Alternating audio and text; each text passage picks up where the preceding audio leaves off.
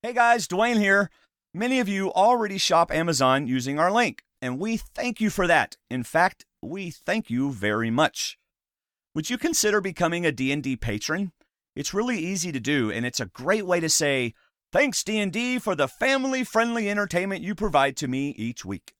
So head on over to our website, select the green Patreon button in the right column, and who knows, you might even enjoy some of the perks that come along with being a patron. This is Kelly Wentworth from Survivor San Juan del Sur, and you're about to listen to one of my favorite sources for all things Survivor.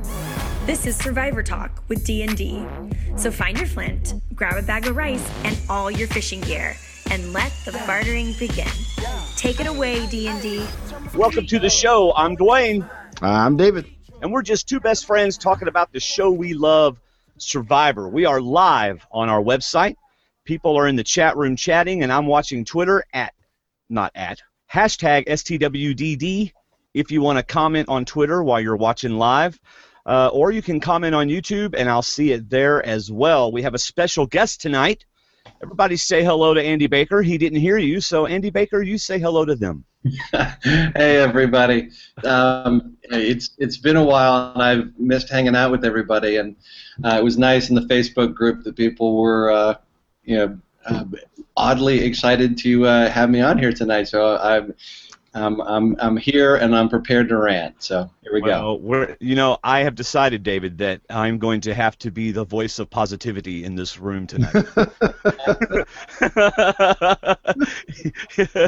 But anyway, Andy Baker is a frequent writer, although less frequent right now, on Jeff Pittman's website, True Dork Times. And I want to tell you something. If you want to read a really, really good recap or just discussion about the show or blog about the show, go to TrueDorkTimes.com. And Jeff Pittman not only has great articles and blogs that he writes, but he also has caption things and lots of facts and it's a great website for all things Survivor. So just letting you know about that site. So it's good to have Andy Baker on. Next week we have Cassandra from Survivor Cagayan. That should be a fun episode, I would think. As Andy sneezes, which is fine. Clearly, I'm allergic to Survivor awesomeness because Cass is awesome. We mentioned Cassandra, and he's like, yeah, right. No, I'm just kidding. And we do want to say thank you to our newest D&D patron. It's Susan Appleby. Thanks to her, I have this wonderful Red Bull I get to drink tonight. Yeah, she pledged, I think, like $5 a month, which is great because that's 2 Red Bulls I can have. So that is great. Thank you to her. Oh, thanks. That's none for me. Okay. Yeah, well, other people did, and because of that, we reached a milestone, and David agreed. And if you're watching live or if you're watching on YouTube, you've noticed that we don't see David, but David, because we reached this milestone, had to wear Dallas Cowboy garb because he is a huge Redskins fan and really does not like the Dallas Cowboys. So, David, are you ready to reveal? I am, and I'll do this quick because I know we're at the part right now where people are saying, just get to the show. So I'll do this as quick as possible. I was supposed to just wear a hat, but this is what happens when you have a friend at work who is a huge Dallas Cowboy fan and collector. Yes. And then you tell him idiotically why you're doing this. And he says, you know what? I want to support your patrons. I want to agree with them and show them how much, that they should appreciate you guys, and that oh my gosh, he just, he wants to patron with them. So he gave me jerseys and a flag just like the Seahawk flag. I've got a Terrell Owens autographed helmet up top here, right up there. Yeah. There's a mug. There's a tie that I was not going to wear. It's hanging right here. I've also got the hat on, of course. There's 2 ball caps up there. Oh my goodness. And the worst part was, he made me walk out of my office, down the hall, through my building with a cowboy duffel bag. This is great. Thank you, D&D patrons. This is awesome. Kurt. Yes, Kurt went right with the program there. He said, here, take it all. 2 jerseys, a helmet, baseball hats. He's wearing a cowboy beanie. He's got a cowboy flag like my Seahawk flag. Way to go, David. Way to just really – and after the show's over, you're going to go to the shower and bathe? get all the Dallas Cowboys. I'm gonna have her spray me off outside. Gracie walked in and took a Snapchat and said, "Anything for the podcast." That's my dad. Oh, that's awesome. If you're listening on audio, go to our YouTube page. You can find the link on our website, Survivor Talk with D&D. All that's missing is like a really creepy framed, glass photograph of Jerry Jones on an altar. That would be amazing. That would be. Well, I told him. I said, "Thanks for not bringing the Romo," because he left the Romo at home. I would have been kind of sick to my stomach the whole night, but otherwise, I should survive this. I'm actually an Emmitt Smith fan, so I do like the Emmitt Smith. Well, that is cool. Do you want to hear my idea for you for the next milestone? Well, our next milestone is a patron-only call-in podcast. Right, the one after and we're that. only $15 away from that, $15 a month away from that. So, but after that, I think $25 after that is David's got something in mind, and I don't have any idea what it is, but he is. Andy liked it. Kelly liked it. Steve Helling liked it. Oh, I'm so glad. Approved of it. So here it is. I'll be very quick about it. It's just you. It's very simple. It's something. Wait, just me? I'm wearing clothes, buddy. I ain't no. It's just for you. Oh, okay. But here's to do, and it's something you're very good at. It's something our listeners love when you do.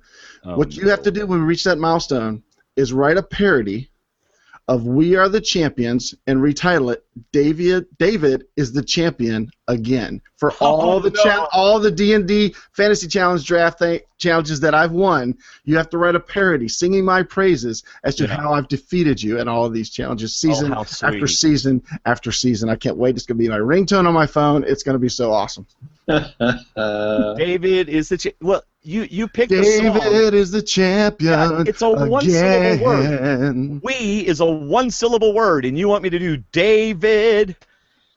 Keep going. Oh, it's going to be so great. Well, to be fair, I haven't won a single. I think I've won 1 week. Yeah, and I never win anything against you in this Survivor world. It's a pain in the butt. That's why the song is it's right. It should have been done already. Right. So, but anyway, that's it. That's my idea. Hey, if you're new to the show and you're saying get on with the show, this is the show. We're just two best friends talking about Survivor, but we talk about other stuff too before we get there. So, so anyway, thank you for doing that. Thank you to our D&D patrons. We now have an Amazon link for you Canadians, eh? It's stwdd.com/AmazonCA. So if you want to shop Amazon, we've already had 2 orders on there. So shop Amazon using our links. Thank you so much. Check out our website, stwdd.com. 2 weekly blogs by Shayna and Alex. You've got to read them. Alex is just phenomenal. I mean, Andy, you like Alex, don't you?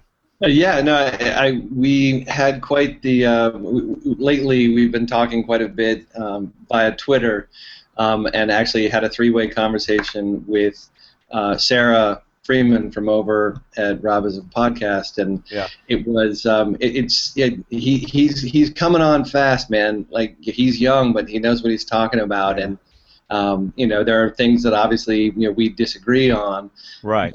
But he backs up what he has to say, and he writes well about it. Yeah, great. Now he's going to go over to Rob's site.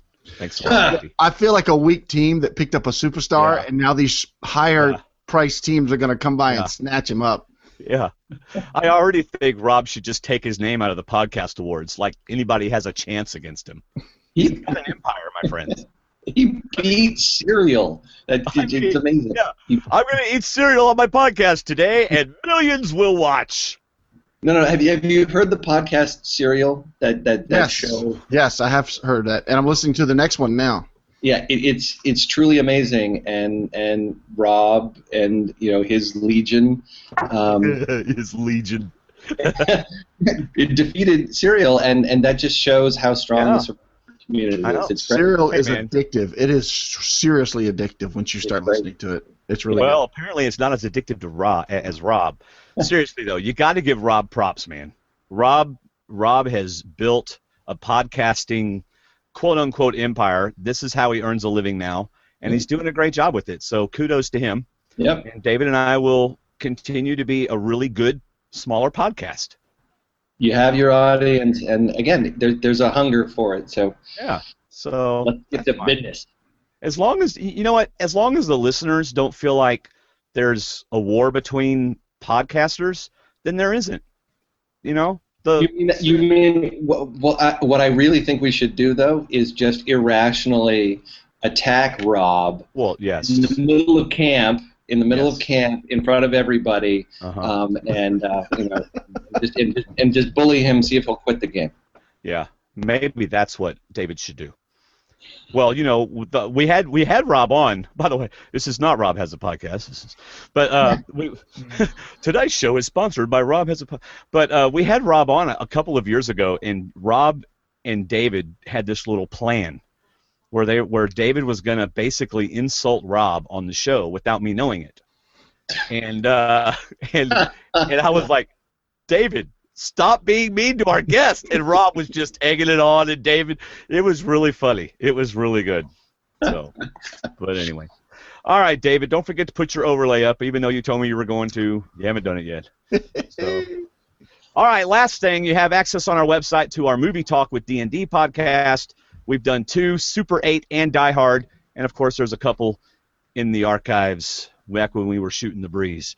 So let's talk about last night's episode of Survivor, Russian Roulette.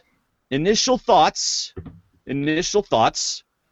That is how you use an immunity idol. Way to go, Mike. That's my initial thought. You are free to disagree. See? No disagreement. Yeah, no. I mean, I don't want to. I mean, this is your opening comment, so go ahead, David. I have my opinion. See why we have Andy on. I think. Well, I don't want to disagree with what you said because we can talk about it later. I think it turned out a lot better than Mike even planned that it would. It was a gem of a move, and it just blossomed. And I think it's going to... In fact, my number 4 initial reaction, actually I'm just going to be my number 3, is a bold prediction that Mike's move at Tribal Council of not playing the idol in the end will be his biggest move of the game. That's going to take him to the end. Right. I just think it was that big. One of my initial reactions was, I hope this week goes by as fast as this episode. Oh my goodness. 9 minutes in, we're at the reward challenge. 25 minutes in, we're at the immunity challenge. Next thing I know, the episode's over. I didn't write anything, and I had time to watch it twice last night. But it was one of the fastest moving episodes. My other initial reaction is, hello, Tyler. So nice to finally meet you and to see what you have for this season. Oh, and hi, Carolyn, and hi, Sierra. So nice to see you again. Yes. Who are these people? Yes. Yeah, we got quite a lot of Tyler compared to normal. So, Andy, you know we do initial thoughts. Did you happen to come up with any? I have many. Well, no. That's why we have you on. No. Mini is for the rest of the show. Do you have? Yeah. Well, I'll just start with this. I'm really hoping that what we're seeing from Mike is truly a coronation edit. That we are seeing him in this light, so that he does get to the end of the game. It's going to be incredibly hard for him to do so. This is the most hateful group that I can remember ever watching heading into the end game. Yeah. Even when you're staring at like a potential Chris Daugherty situation where you have 1 against 6. Right. And some of those women we didn't like very much. This is exponentially worse. There's a critical mass of jerks, and it's very much like last season, San Juan del Sur. You had all of the people who didn't know what they were doing grouping together to take out the people who did. It was a confederacy of dunces. This time, it's just an assemblage of jerks who realize we got to keep all the jerks around because if any nice person gets to the end, we're doomed. Right. Hey, this leads to a question that Susan's already dropped in our chat room. Is anybody playing up to the jury other than Mike? I mean, it's like they don't care. They don't realize who the jury's going to be in a couple days. Of course, Dan is. Well, I cannot agree with you more. There is nothing you say that I can disagree with. You are awesome. That is Dan preparing the jury. Yeah. Shirin had a great observation where she apparently tried to pitch to, and I think this came out in an interview today, she tried to pitch to Carolyn, are you looking at the jury? And right now there are a lot of votes out there, the 3 no callers and plus now Shirin, but like Carolyn is just so focused on getting deep into the game, she's not thinking about the constituency of the jury, that some blue collars are going to end up on there. Some people, they're going to have to turn on each other, and those people may end up not voting for who you think they're going to vote because they're going to be angry. Right. That's right. It's going to be a very interesting final tribal council depending on who gets it. It's like some people are going to have to reintroduce themselves if they make it to the end to all these people that they've sent off. Yep. We were talking last week that I think the 3 votes on the jury were either for Mike or Shirin. Yeah. Because she made points about you need to take me, but at the same time, those 3 people sitting on there were Shirin votes if Mike joins the jury, in my opinion. Yeah, which was funny throughout the episode. No one's going to vote for me, and I'm thinking there's 3 people on jury right now that are going to vote for you. Yeah. Just based on what's going on right now. So, all right, David, do you have any? Oh, go ahead, Andy. Yeah, just to add on to that, the one thing, people are sort of bending over backwards to try to, invent scenarios where Mike gets to the end and why Dan and Sierra might flip, and because Dan now feels he's at the bottom. And one of the big things here is that I don't see anyone wanting to work with Mike under any circumstances because he's got 4 jury votes already locked up.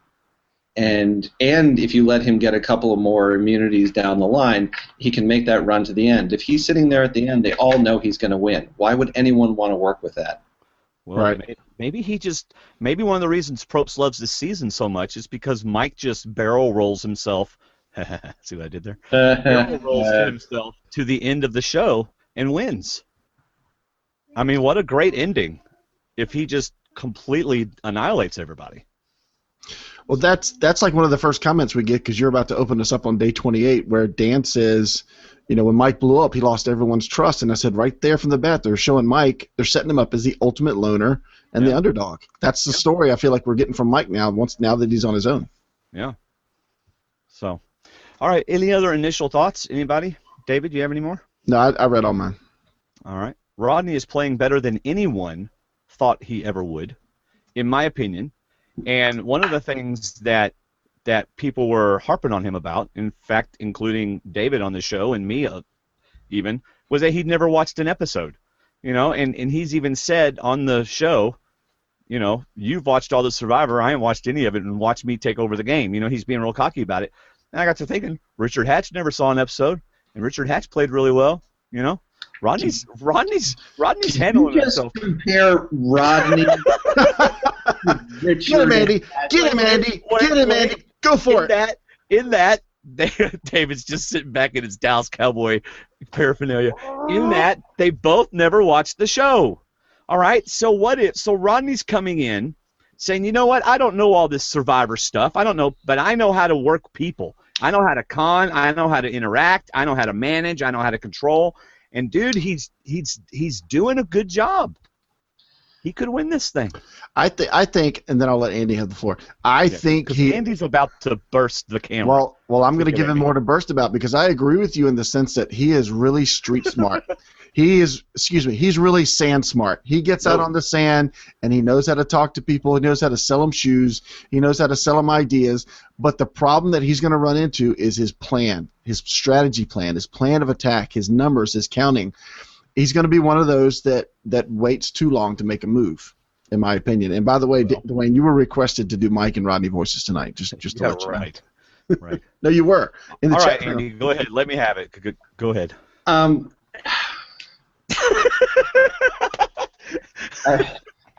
Here's the thing. Correlation is not causation.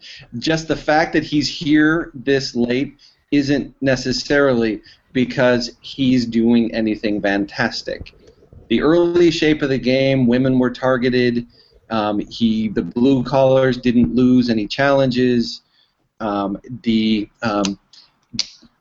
collectively have decided that who they're going to go after. I guess in part he's benefiting from being somewhat mediocre, in that Joe stood out more, so they went after Joe. Mike stands out more, so they're going after Mike. Tyler might stand out more, and they're going after him. And there's Rodney sitting back and talking to people and cutting deals and whatnot. This episode coming up is going to be an interesting one for him to see what kind of any level of game savvy he has. When they start turning on each other, they're essentially going to have to expose which deal are you going with. Right. And so this is the first time, honestly, Rodney's been called on to actually play the game. Okay, and but so I'm not going to say that he's absolutely horrible. I just don't think that we know yet. Okay, I'm not disagreeing with you. I agree with everything you just said. Oh gosh. All right. No, but seriously, the fact that he's not a target is partly because of the fact that he is controlling himself. I mean, or manipulating situations. Last week was a perfect example. He took what Mike did and he escalated it and turned it on Mike. To me, that is something good that he has shown us he's able to do. He's also talked several times about how he just walks off so that he stays cool, calm, and collected so that he doesn't blow up and put a target on him. So I'm just, from what I see, I think he's doing better, certainly doing better than any of us thought he was going to do. Well, I have to give Gordon Holmes during the round table before the season began. He pointed out to us he had a pretty good read on Rodney, and said that he's somebody to look out for. So, and you're right. Although again, there's a fair bit of luck that that Mike handed Rodney the perfect excuse. Yeah. If Mike had played it straight at that auction, he would have had to scramble without an excuse and turn it on him. And he benefited from Mike being a bit ham-handed when it came to the timing of when you call out and how you call out an alliance. Mike was right, but he handled it poorly, and that has nothing to do with Rodney. No, but Rodney used it against him. Sure. He capitalized on it. Well, I think that's one of his strengths is thinking on his feet. Now, that doesn't necessarily make you a great Survivor player, but my thing about hoping this week goes by as fast as the episode is because I can't wait for the next episode for everything Andy just said, because we're getting built up now, this underlying story of Rodney being worn out. Rodney being tired, him being just exasperated, and just it's getting to him. And this is where we see if Rodney can still play the social game that he's trying to play, or if he's just going to fall out and not have anything left to come up with any Survivor strategy. Because he's not. You're right. He feels in control. He feels later on. He says, "I'm in the best position to win this game." I think there's some people that would disagree with him, right? That are out there. But I think we're pretty soon. And I think I was the one that said blue collar was going to do well in this season. But anyway, that's just preseason talk. I agree that he's been the benefactor of a strong tribe. Right. And good votes, and not always being the biggest target. But I think next week, like Andy said, we're really going to see how good Rodney can be. All right. Well, this is fun. However, it's also like our Facebook messages, our Facebook messaging, when I go to the bathroom for 5 minutes and come back and there's 28 unread messages. So let us move on. I was going to say barrel walking is indeed as hard as it looks, and so I just did. All right, day 28. Sierra and Dan talking about Mike trying to turn on them. And Dan, y'all, I'm telling you, this whole episode was CBS showing us that Dan is totally blind to what's going on in the game. Right? Yes. I do not believe I am at the bottom of my alliance. Yeah, well, you are. That comment comes full circle by the end. So yeah, remember this happened a lot. Dan would access his brain. We're sorry, the number you have dialed is not in service at this time. And he would get that. All right. I've had some conversations with other people in the Survivor community, and when you combine Dan's lack of social game, to put it mildly, and you combine that with his tenuous grasp on both strategy and reality. He is in just a pitted battle right now with some pretty notorious names for being one of the worst players ever to play Survivor. Well, don't tell him that right now, because he keeps telling us on the show that we may think he's at the bottom and he doesn't know what he's doing, but he's got major things going on. Yeah, well, he also came out and said that he's the victim of a bad edit, but pretty much everybody who was in the game with him is saying that we're seeing the tip of the iceberg and that he's a million times worse than we're actually seeing.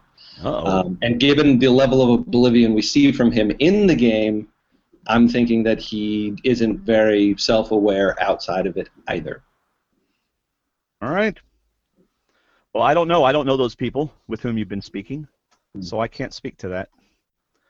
But let us move on. Dan and Shirin. I didn't mean to drop a bomb on the whole conversation. Let's just end. And now we're going to take a break for a little uplifting music. Kelly, Kelly, Kelly, Kelly, Kelly. Okay. Let's lighten the mood a little bit. No, it's fine. No, I'm just playing. So Dan and Shirin, unless there's something y'all want to do before we get to the amazing scene. You know what? Part of me just wants to pull up Dalton's recap and read his whole section on this. But I don't have time to do that. But oh my gosh, it is just hilarious, Dalton. Oh, yeah. Dalton's been on fire lately. On fire. Yeah. He's agreeing and apologizing. This is Dan. Dan playing the game again, all right?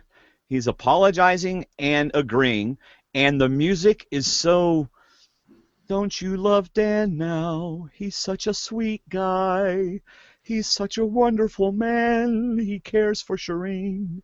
And, until he gets to a confessional. Someone else take it away. I thought you were going to play the soundbite, because it's great, man. It's like two different orchestras. Like two different bands come out. Good gracious. Dun, dun, dun. However, and then everything gets quiet. Yes. What's he going to say now? Drama queen, liar, hypocritical. I call it pulling the karma card. Oh, boy. Don't you hate it? Well, actually, you kind of love it. He apologizes to Shirin, and she goes, for what exactly? He doesn't know what to say. For the part that made you cry. And I was like, dude, you just got caught. You just got caught. And he's apologizing for what other people did. Yes. Yeah. Yes. I mean, that is the classic example of somebody who, we're voting you out next. I'm trying to send you away with Dan warm fuzzies, so that maybe you'll like me on the jury, because I'm assuming I'm in the final three. Yeah. And she just called him on it immediately. Yeah. Yeah. Well, if you learned anything on this episode and previous episodes, and apparently future episodes, CBS is not at all interested in giving Dan any kind of redemption edit. So, there you go. Mm-hmm. So, I don't know. Personally, earlier in the season, I enjoyed watching Dan.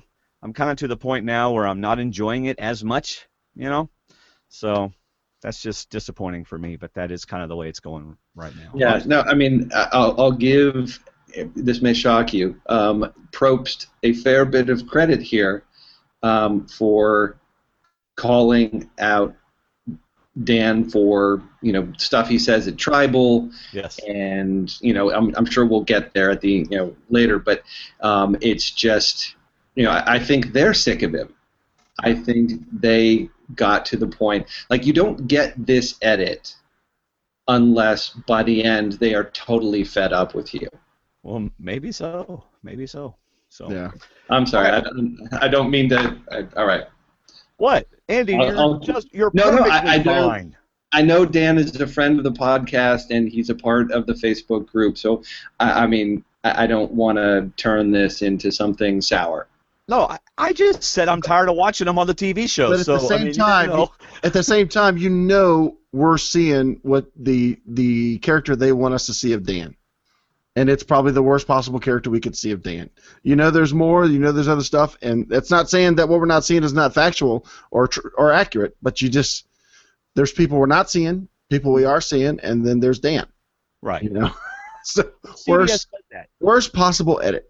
Could there be a worse edit? Right. Survivor does that. People watch the show and they look back on it and they go, "Wow, that's how they portrayed me," because they decide what you're going to be like and they use what you do during the show, of course, but they have their characters and that's how they edit you. So you can't say he's blaming the edit for everything, but everybody can blame the edit for how they look on the show. Who are the biggest super fans on the show on this season?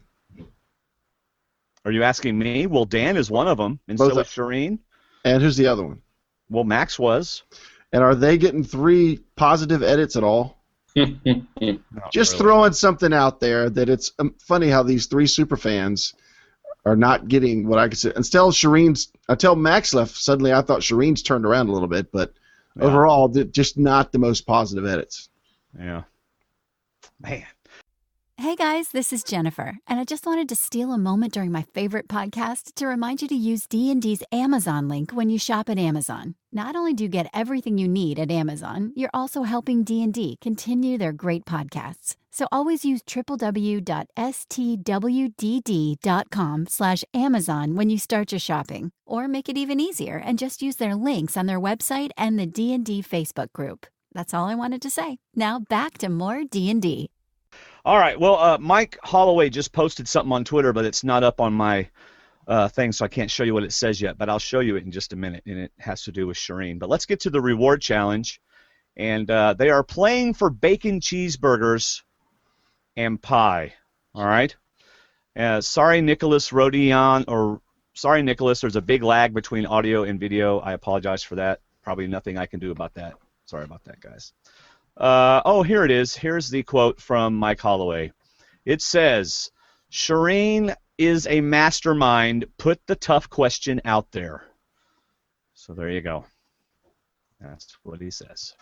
Apparently Mike likes Shirin right now. All right, playing for bacon cheeseburgers and pie. He didn't say what kind of pie. Apple pie? Does it matter? No, it's pie. It's pie, that's right. That's right. So they do a schoolyard pick. And I bet that, I'm just going to guess, that Probst announced the teams in the order they were picked. I was thinking the same exact thing. So you've got Mike and Tyler, top 2, then Shirin and Dan. But why would you pick Dan for that, though? Because he's bigger. But anyway, Sierra, Carolyn, Rodney, and Will. So maybe they weren't in that order. No. So. No, not that. No. I was really surprised that Shirin didn't, and maybe she did, but if she did, why did they come up with this plan? But why? She's seen this challenge before. I have to think how it worked. I have to think this was Mike's plan, and this was kind of like them saying, "All right, if you think it's going to work, it's going to be different, it's going to be fast, it's going to work." And it was working okay until Mike realized how long the track was, and said, "I can't go any further." Yeah. It was working okay until the guy that's doing all the work, it gets tired. Right. It's like the tortoise and the hare, Yeah. It's supposedly faster off the track, but it didn't work. Sometimes slow and steady wins the race. Yeah. Andy, do you like this type of reward challenge? Yeah, no, I thought it was interesting that the one thing that we never really get to see, is Mike doing what he's doing because some members of his team aren't trying that hard? Because do you really want him to be fed? So as a reward challenge team, do you give your full effort if your goal really is to make sure that he loses the next immunity challenge? See, and the tinfoil hat comes out at minute 34. Well, I think it's just an interesting question to ask. Obviously Mike gave his all. They tried really hard, and so that probably wasn't the case. But you have to at least consider it, right? Well, I can't imagine Rodney doing that. That's what I was thinking too. I really think Rodney was hungry enough, but I don't think he had a better plan. I think Mike just came up with the plan he said would get him across faster. But boy, that looked difficult. Yeah. See, Andy, I could see them doing that, but I don't know if I could see Rodney buying into that. Yeah, well, and clearly Sierra was trying the desperate move there at the end, so she was trying. So maybe that wasn't a factor. But why buy into the plan where I don't care how much CrossFit you do. Right. Being a human bridge for a half an hour, trying to get across that thing, you're gonna get wiped. Which is why I don't understand. I mean, surely Shirin knew a better way to do it. Maybe they just don't listen to Shirin. Maybe that's it. Maybe we will find out that she did suggest the way they succeeded in a previous season, and they just said, "Shut up, Shirin. Shut up, Shirin." Well, I mean, but to be fair, there's levels of super fandom. You may have seen this challenge. They haven't done it enough so that you can immediately recall every single way that people have tried to do it before. Well, that's true. And it's one thing to look at it at home. That challenge looks ridiculously hard to me. And what's with the rope? Even like when you just get 3 people on a barrel while you wait for the fourth person to move it, just holding on to one another and staying up on a barrel. Yeah. I mean, seriously, put me and David on a barrel. You can't get a third person on there. I'm just saying. I don't even want to see you and I on a barrel. Sierra would be going, nope, ain't happening. It ain't going to work. They don't make a barrel big enough. No. And yet Dan and Will managed to coexist. I know. What's with the rope, though? What could you possibly do with the rope? Strangle someone for doing something wrong. Yes, I mean, Shirin just put it on her neck. I was thinking, now we see the plan. No, I'm just So anyway, blue team, that was just awkward, y'all. Now, Mike K is sharing that in Mike's extra video, he said that Rodney, Sierra, and Shirin had no input as to what to do. Wow. And in Tyler's extra video, he mentions that he remembered the challenge from Nicaragua and immediately told his team to leave the 4th barrel behind. We only need the 3. Got 2 planks. We only need 3 barrels. Well, there you go. Yeah. So someone's level of fandom was good enough to know. So there you go. Yet another piece of the Tyler story that, I mean, there's a compelling Tyler story being told entirely in secret scenes that is utterly absent from the actual show. Right. Which you have to figure CBS has a reason for that. Yep. So they want the casual fan to know this story, but those of us who watch all those extra videos, let's show you a little bit of what's really going on that'll explain stuff later on. Yeah. Mm-hmm. The people that really care about that stuff. So what I thought was funny was, way to go, Dan. I love cheeseburgers. I love. He goes, I love you, Dan. He goes, I love cheeseburgers. I love my cheeseburger. That's a great song. I should have had that on my iPad, but I was at baseball game from like 4 till 7:30 tonight, so I didn't have time to put any sound clips on. Sorry about that. Okay. So Red wins reward. I fully expected Dan to trip before he jumped off. I was watching that going, oh my gosh, something's going to happen. No, nothing happened. He almost knocked Will off, but other than that, he made it. And Dan, it's a hot day, and I feel bad for Rodney. Really? You want to give it up? Would you like to give it up? That's how you make Dan speechless. Talk about taking his food away. I don't feel that bad. Probst, I can't disagree with you. I agree with everything you say, but I can't do that. But Rodney goes, no, man, you don't have to do that. And Dan's like, whew. Oh, thanks, Rodney. Yeah. So, anyway. Then we get to hear Carolyn basically tell about how moldable Dan is, and they're heading off to reward. So there you go, reward challenge. Anything else on that? I liked the challenge, though. I liked it because it didn't have to do with strength or speed. It had to do with strategy and teamwork. So I really liked the challenge. Yeah. Yeah, no, it's a good one, and I'm surprised they don't dip into that more often. It's physically demanding, but it forces people who might not otherwise want to work together to work together. Yep. But the reward itself, what a weird vibe, what a weird group, and yeah. I mean, Carolyn never smiles. Tyler is, as the joke's going around Twitter right now, he's just a cyborg, and he's just sort of emotionless and just talking strategy, and it's just Will and Dan are just the strangest of companions on something like this. Like, Dan is trying to turn everything into a big soundbite, and like, did Will talk? No, Well, I think he was. I think he was nearly muted the whole episode. But you bring up a good point about this group, because I wonder now about this. What? They turned off his microphone just to be safe.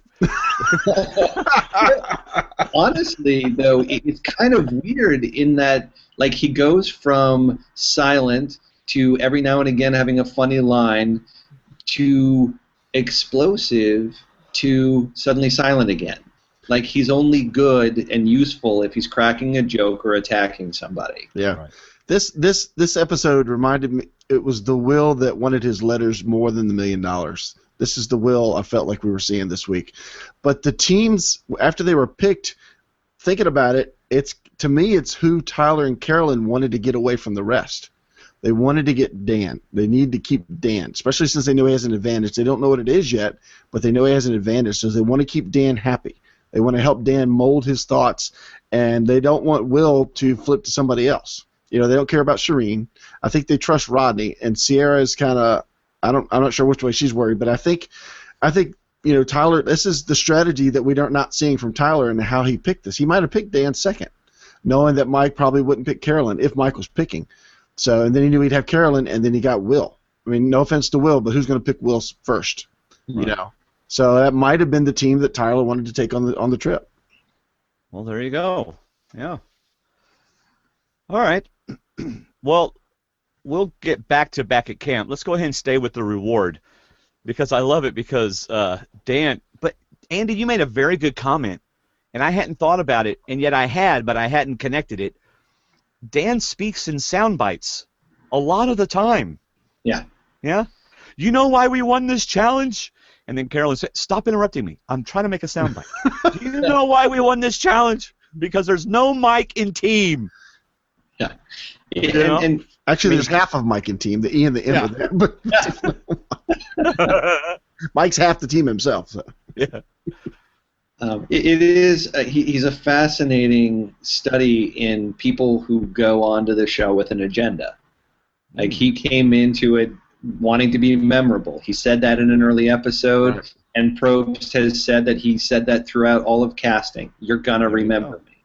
Well, remember. If you actually, what was going around the internet recently was one of his application videos, of his many application videos, and even on that, he's talking about being memorable. Right. And so he is trying to soundbite his way through the game. Right. Well, I just hadn't thought about it, but he does say a lot of things that sound like sound bites. I don't know if he's doing it on purpose or if it's just the way Dan talks. I don't know. But Tyler was funny. But if we're gonna unpause the game, this is a great place to unpause it. Yeah, because Dan wanted to pause it. He wanted to pause it. I'm like, never. The game never gets. There's no pause button. Right. So pause or unpause. And Tyler's right. But if we wanted to, yeah, just talk. I mean, I know we're on pause, but in case we wanted to unpause, look at this foursome. Yes. And let's badmouth Mike for the whole reward. Which is basically the whole reward was, let's get Dan to continue to talk about how bad Mike is, and they succeeded in doing that. They do, but at the same time, Dan gives Mike a great compliment. He calls him polytetrafluoroethylene, or Teflon, whatever you want to call it. Well, but I don't know the first one. Teflon is good. But I like that name because we're talking on a Facebook group about Tyler getting all the winner comments. Tyler's going to win, which is the edit saying he's going to win. I think calling Mike Teflon could be a winner's comment too. Anything that gets on him that sticks to him, he finds a way of correcting it. Dan said no matter how he screws up, he finds a way to fix it. And that's how Dan sees Mike. But that's going to keep the target on Mike for Dan. Well, one thing I wrote down is Dan is saying all the stuff Mike is wrong about, but that Mike is actually right about. Right. Like, Mike's trying to convince me that I'm in the bottom of your alliance. And they're going, yeah, Mike's right. Wow. We need to keep you out of that. So it's like Superman sitting in the Joker's hideout saying, Batman just thinks you guys are after him. I don't know what he's thinking. He's crazy. And the Joker's going, yeah, that's crazy. We'd never do that. Yeah. I mean, I just marvel at, and there's got to be some underlying psychological complexity to it, where the six can, that people will, it's like this willful denial, like, yeah, we'll deal with us when we get to the six. And, yeah, we're all in this together, and somehow all six of us are going to squeeze into the final three, so let's not worry about that now.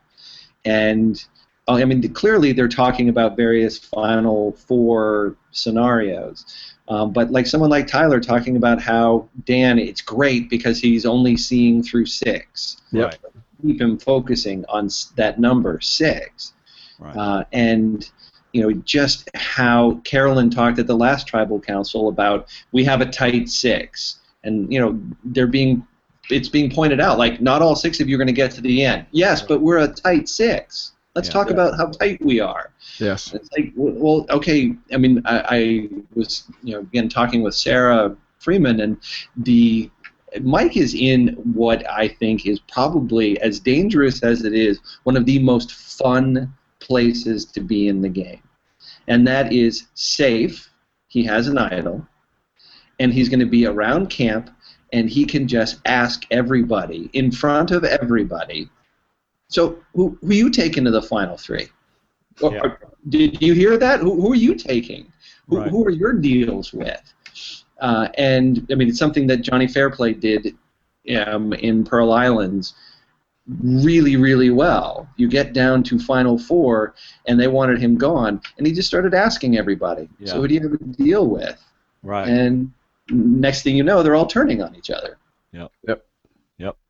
So meanwhile, back at camp, you've got Mike. What, Andy? No, it's just I realize in moments like that, it's like, okay, I just ranted for far too long. No, you didn't at all. David does that all the time. No, we're 50 minutes in, and we're just at the post-reward at camp after the reward challenge. No, that's you okay. didn't. No, Andy, seriously. Okay, I got you. Have fun. Just have fun on the show, and we're having fun. I entitled this section "Dinner with Rosie," because that was the name of the chicken before it got defeathered and cooked. Nice. So Rodney does complain about not going on a reward. But before that, we actually get a soundbite from Mike that just said what Andy said, and Mike has to now play like he has nothing to lose, which makes him, to me, the most dangerous type of player to everyone out there. And everyone's complimenting his social game. He does have a very good social game. So, I'm sorry, Andy. I should have responded to your very astute observation of Mike being in a really good but dangerous position. There, I have done my duty now. Come on, Andy. You've been on the show long enough. Just sit and have fun. Yeah, I just don't want to keep y'all up till midnight. That's all. Man, are you kidding? We don't care. People love it when you come on the show. They love it. So Sierra talks to Rodney about Tyler, and Sierra's thinking Tyler, maybe he's dangerous. But it's interesting because they're already talking about. I'm sure y'all caught this, but they're not even talking about this vote. They're already talking about the next vote. Yeah. You know, they're already talking. Let's assume Mike is going home, so the next vote, Tyler or Shirin. So they're already thinking next vote. Basically, that's what happened back at camp. Y'all have anything to say about that? I think it's interesting for us to get our first look at people calling out Tyler.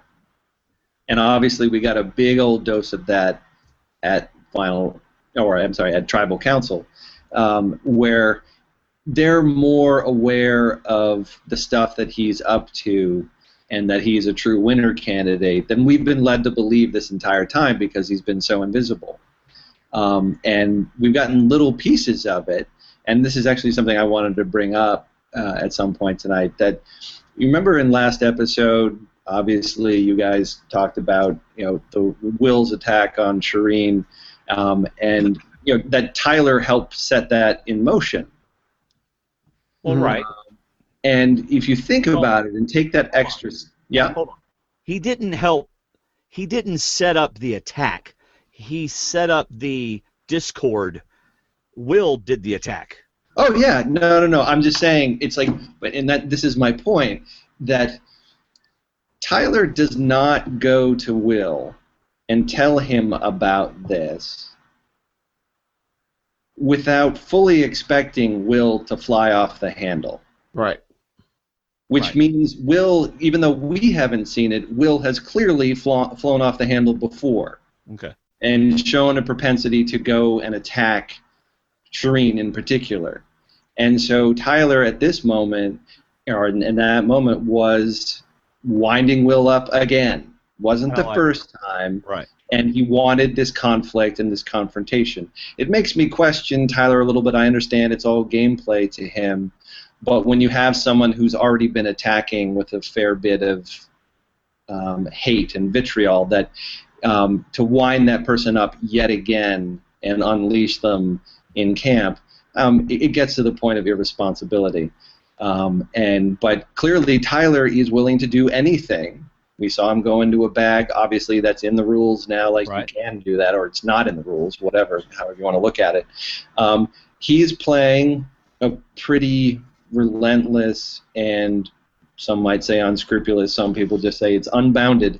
But he's willing to do whatever it takes to get to the end. It's almost as if he's playing the reverse of working the jury. He's perfecting his final tribal council. He's going to take people to the end who have done nothing but be negative and be mean. And the more Will does what Will did last week, the less than 0 votes Will's going to get. So it just makes Will the perfect person to take with him to the final. So lock that in. Will should be pretty safe unless Tyler gets voted out. But Will's kind of a lock, I guess, for Tyler. And I don't know if Carolyn's in the lock. It's probably Dan. I would think Tyler's favorite threesome is Dan and Will and himself. So, I understand that, but like you said, why even bother setting off camp unless there's a purpose? And to me, the purpose was to solidify Will as a final 3 goat to take to the end. Yeah, we have essentially, we're heading towards a goat fight. We're heading towards a group of some pretty hateful characters. Let's just say that they've been edited as characters. That they have to keep each other around because they're the only ones that have any chance against each other. And Tyler obviously wants to keep them around because if he has 2 of them next to him, he wins. Carolyn wants to do the same thing. She doesn't want to go to the end with Tyler. She wants 2 goats next to her. Rodney wants a couple of goats next. Mike wants a couple of goats. And it's so you just get these people who, is there any reason to get rid of Dan at this point? Is there any reason to get rid of Will at this point?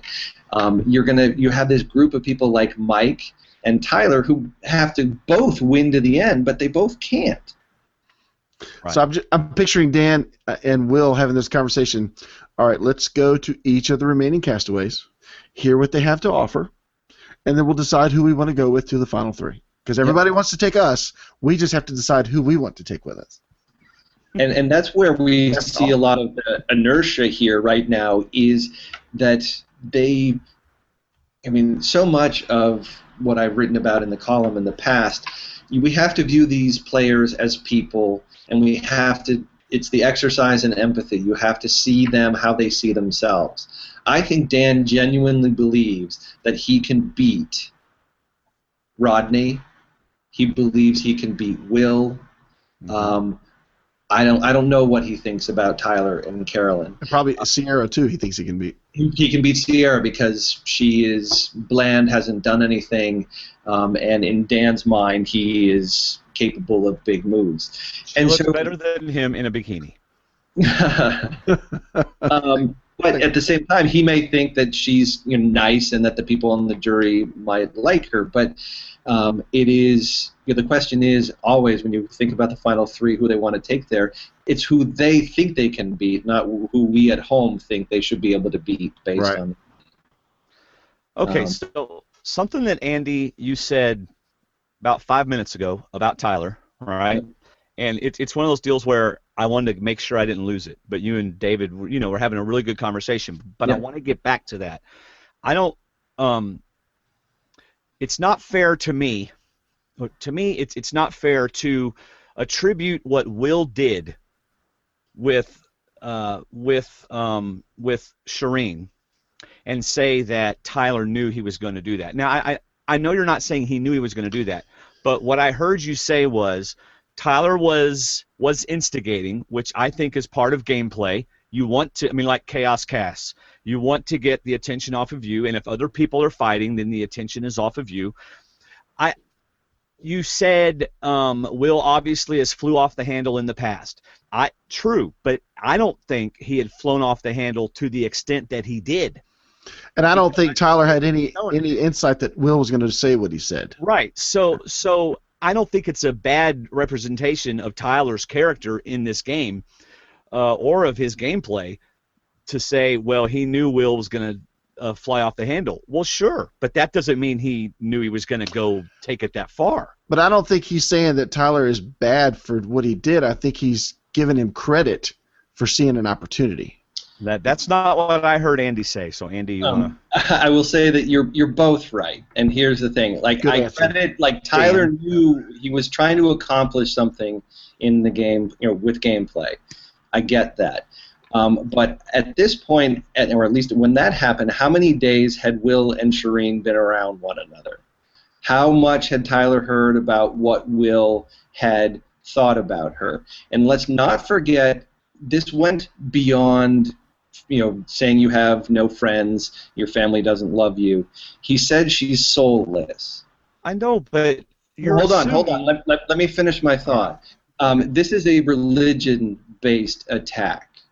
No, I'm sorry. I'm being a little hyper-aggressive here. I just wanted to make this particular point. Go for it. I think part of this whole debate about Will and Shirin that people haven't been talking about, the soulless comment, he genuinely believes, Will does, that he can treat Shirin however he wanted to because she has no soul.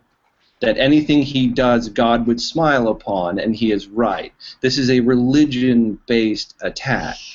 What religion believes that? Or either that or he has a really bad, well, I know some religions that believe that, but not the one that he claims to be a Christian. Christians don't believe that. It depends on what kind of Christian you are. Well, there's only one kind of Christian, but we won't get into that. But Shirin mentioned in a exit interview today, I only get to listen to one, that she tried on multiple attempts to talk to Will, to say, do you not like me? And more than once he just shot her down, as in he didn't care. He didn't want to talk to her, didn't want to mend anything. This was before this situation came up. So there was obviously strife between them. And whether Tyler threw a match on a oiled down fire or whatever, I think it was gameplay. I don't necessarily think it was mean, but I think it was an opportunity. And why not, like Andy said, keep the focus on somebody else. Okay, you're saying Tyler has a long history of people being able to instigate fights. One of the more famous ones was Boston Rob turning Big Tom and Rupert against one another. Mm-hmm. It is gameplay. I get it. But I think the general sense, at least some of the pushback that the show's gotten has been that this got particularly ugly. And I think that you don't get to that point being around people 24/7 without having some sense of where it might go. Mm-hmm. Okay. Tyler wound it up and let it go anyway. I'm not saying he's the 100. It's just he participated in ugliness. I am not a Will fan. I think the culpability falls squarely on him, but I don't think Tyler was necessarily shocked with how far Will went.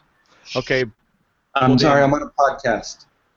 Well, then what I will say is, based on what I've seen on the show, I don't know anything outside of the show. Based on what I've seen in the show, yes, I do completely think that what Will did was horrible. I think it was horrible. I don't think it's fair to say Tyler knew he was going to do that. So you and I are just going to have to disagree on that. Sure. So that's all right. Now get off the show. No, I'm just kidding. Oh, the screen went black for a minute. I thought he was like, You thought I kicked him off. way to go, Dwayne. All the chat room just emptied. All right, I guess we're done. You know what, though? It really does bother me. Yeah, gosh, I didn't want to get into this tonight, so maybe I won't. But it really does bother me that Will said God hates ugly and I'm showing ugly, or whatever he said. That's just wrong. It's just so wrong to do that. And he just represented Christianity in such a horrible way, and still is. I mean, look at the fruits of the Spirit. They're listed in the Bible. Love, joy, peace, kindness, doesn't stir up anger, all these things. That is the fruit that a Christian has, right? A Christian has that fruit. If that's not the fruit that you're seeing on the tree, there you go. If I say I'm an apple tree, but I'm giving you peaches, guess what? I'm not an apple tree. But you know what bothers me more since you brought it back up? That no one stopped it. Yeah. I know. That it went to a point where it did not need to go.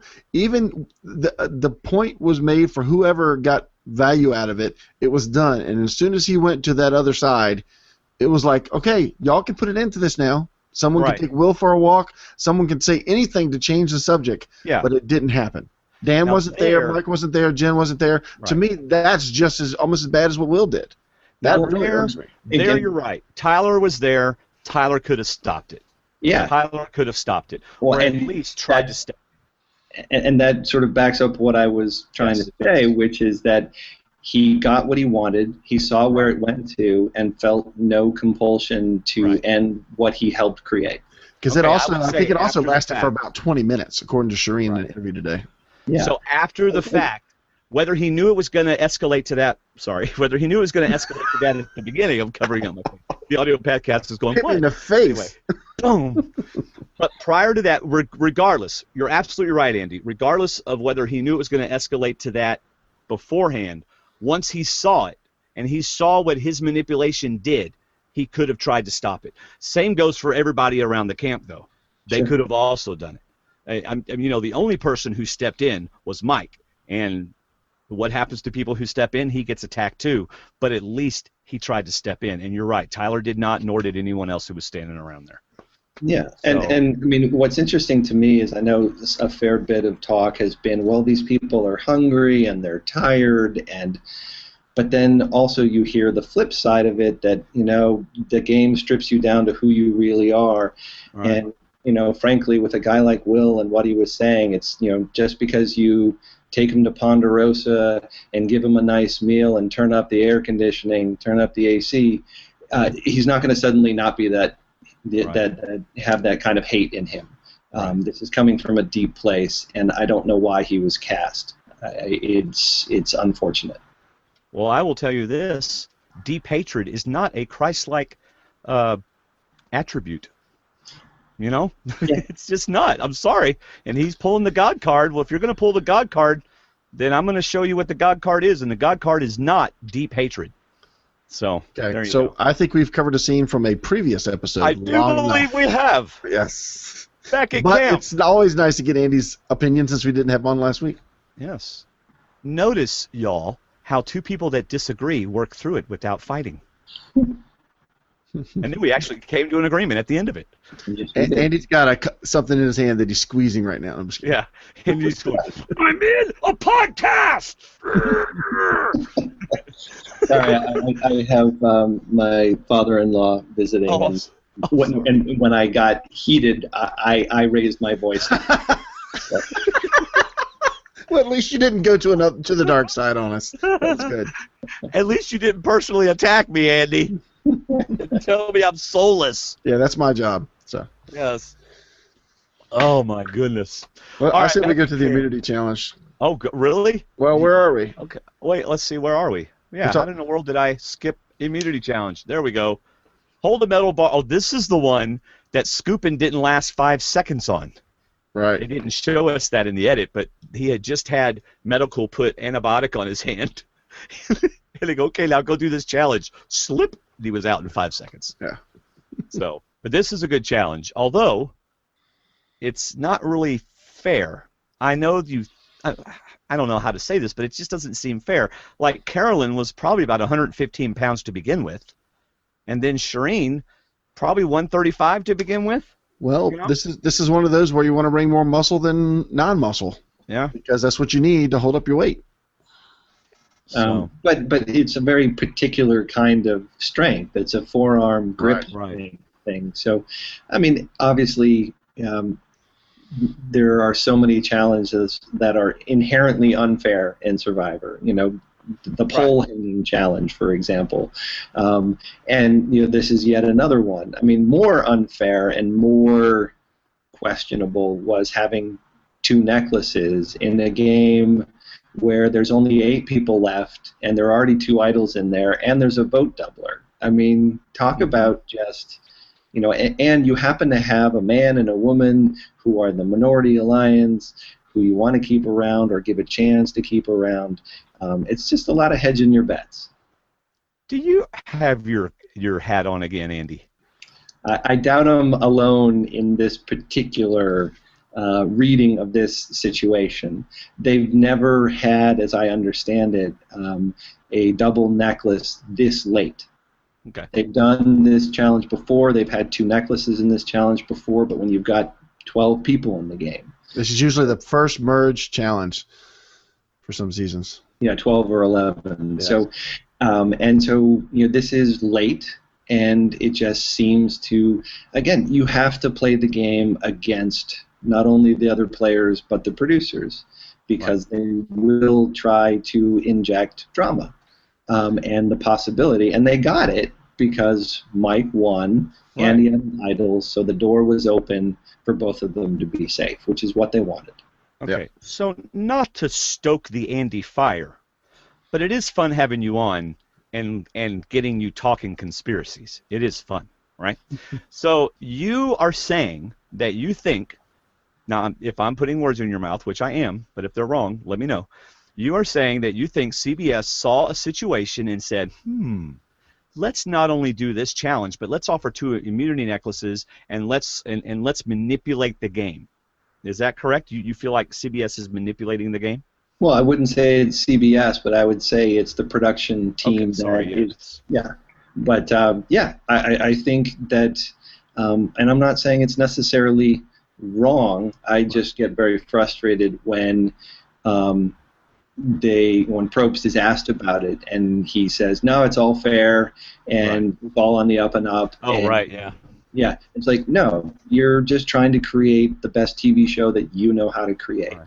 And so you're trying to avoid a pagonging. You're trying to avoid the obvious boot. And so you're trying to create hope and possibility. There you go. I just want to make sure I got you on record in case some journalist wants to come and quote our show or something. And all of a sudden we gained 100 people because a journalist quoted us. All right, so there you go. Well, regardless of whether it was CBS trying to make the game more interesting, which, hey, that's fair. It's their show. They want drama. Would it be more fair if the girls had a certain amount of weight and they all were doing the same amount of weight, and same for the guys, instead of based on your weight? How about just the girls have to hold up 50 pounds or 25 pounds, and the guys have to hold up 50 pounds? I mean, to me, that would be a more fair way to do this challenge. I think they tried to make it a bodyweight thing to get it closer to fair, and when you push things to the extreme, like having Mike hold the same weight as, I don't know, who's the smallest person. I'll give you a better one. Johnny Fairplay versus James Clement. You want them both to hold up the same weight? Okay. All right. Well, then maybe, okay. Well, then maybe previous... See you later. Yeah, thank you, Dave.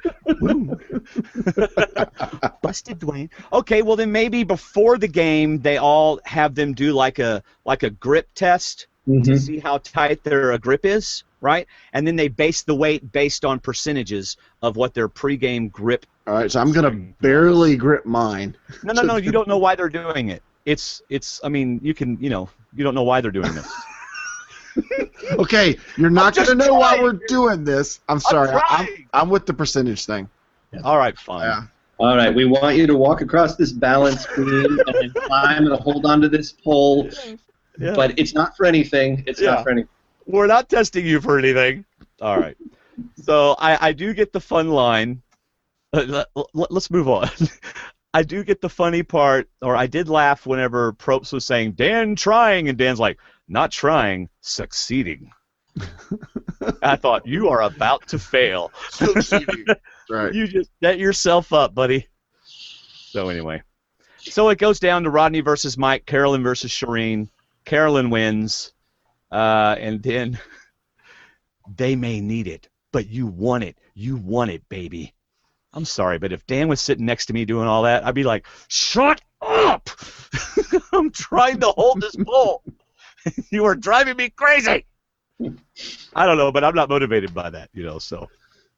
No. It was almost like he was trying to pick up Dan. I was going to say, it sounds very much like that's what Dan said, sweet nothings. Yes, come on. To his wife. I actually started working out by myself when I was younger, when I was working out with a buddy who started talking in supportive ways like that. And I said, you know what? Why don't you go on Tuesdays? I'll go on Wednesdays. just did not motivate me whatsoever. It's like, you talking to me like I'm your woman is not helping. It's rather distracting while I'm trying to lift this weight. Yeah, although in Dan's defense, he's probably trying to say something supportive. At the same time, like, you can't say anything specific, like, grip that thing harder, and it's all in the wrist. Probst gets all those fun lines. Oh yeah, giving him credit because he's letting him know let Rodney know he's got support. Yes, we're all rooting for you, man. You are holding all of our futures in the balance. Don't let go. Yeah, we're just no stress. We're just going to skate right past this possibility of this podcast going downhill and move right to.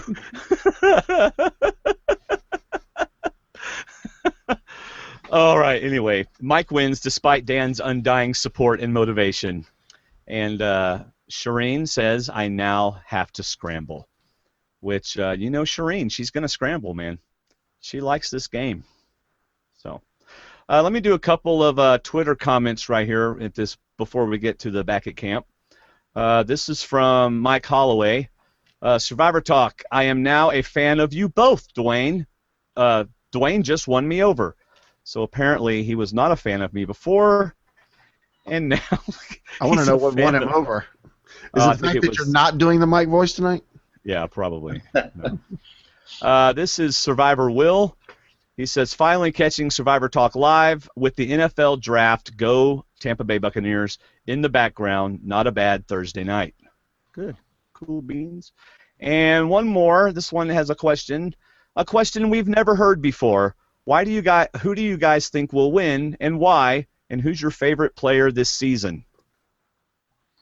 I don't really have a pick to win yet, although I think Mike's getting a pretty darn good at it. But it would be a miracle if he won it. Yeah, I mean, I've gone on record in various places that I preseason had Mike, and that's always just a crapshoot. But right. At the merge, I had Mike, and he has a very long road, but his edit is great.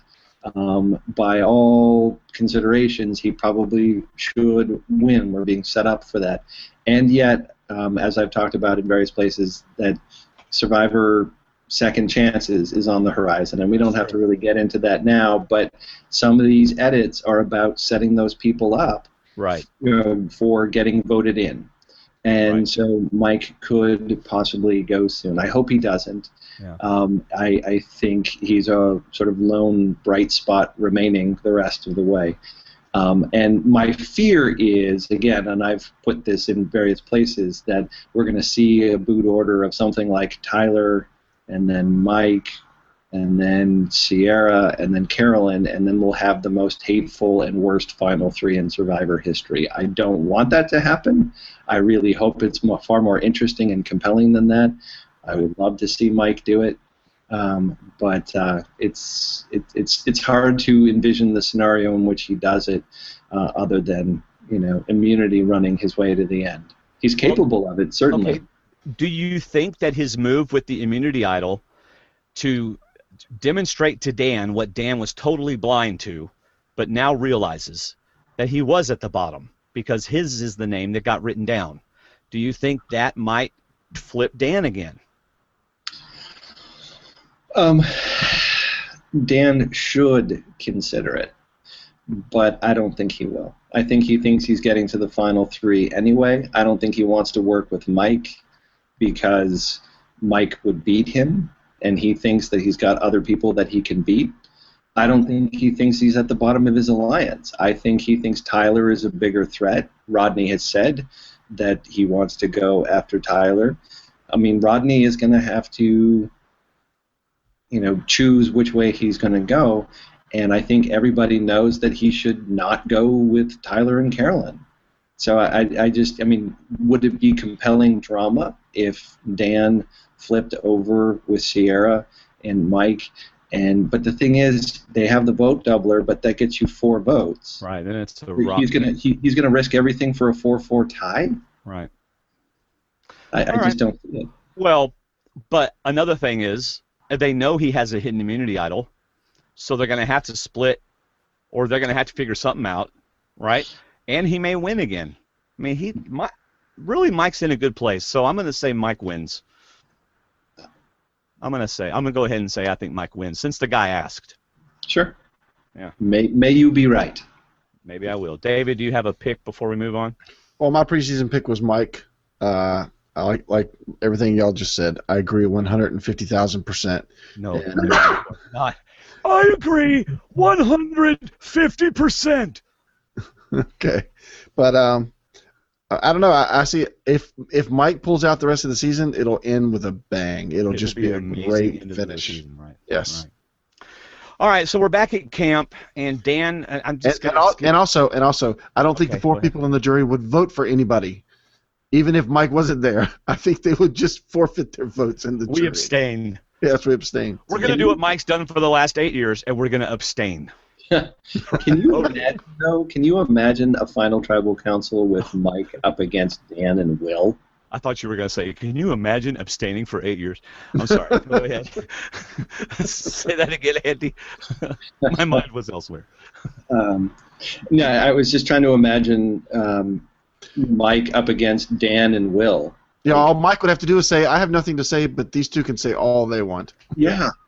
Yeah, that would be a final tribal council that CBS and Probst and the producers would absolutely just hate. Yeah. Yep. Well, the thing about it is, if Dan is in the final 3, and he's sitting on one of those stools, he is going to say to every single person, I agree with every single thing you're saying, to everybody.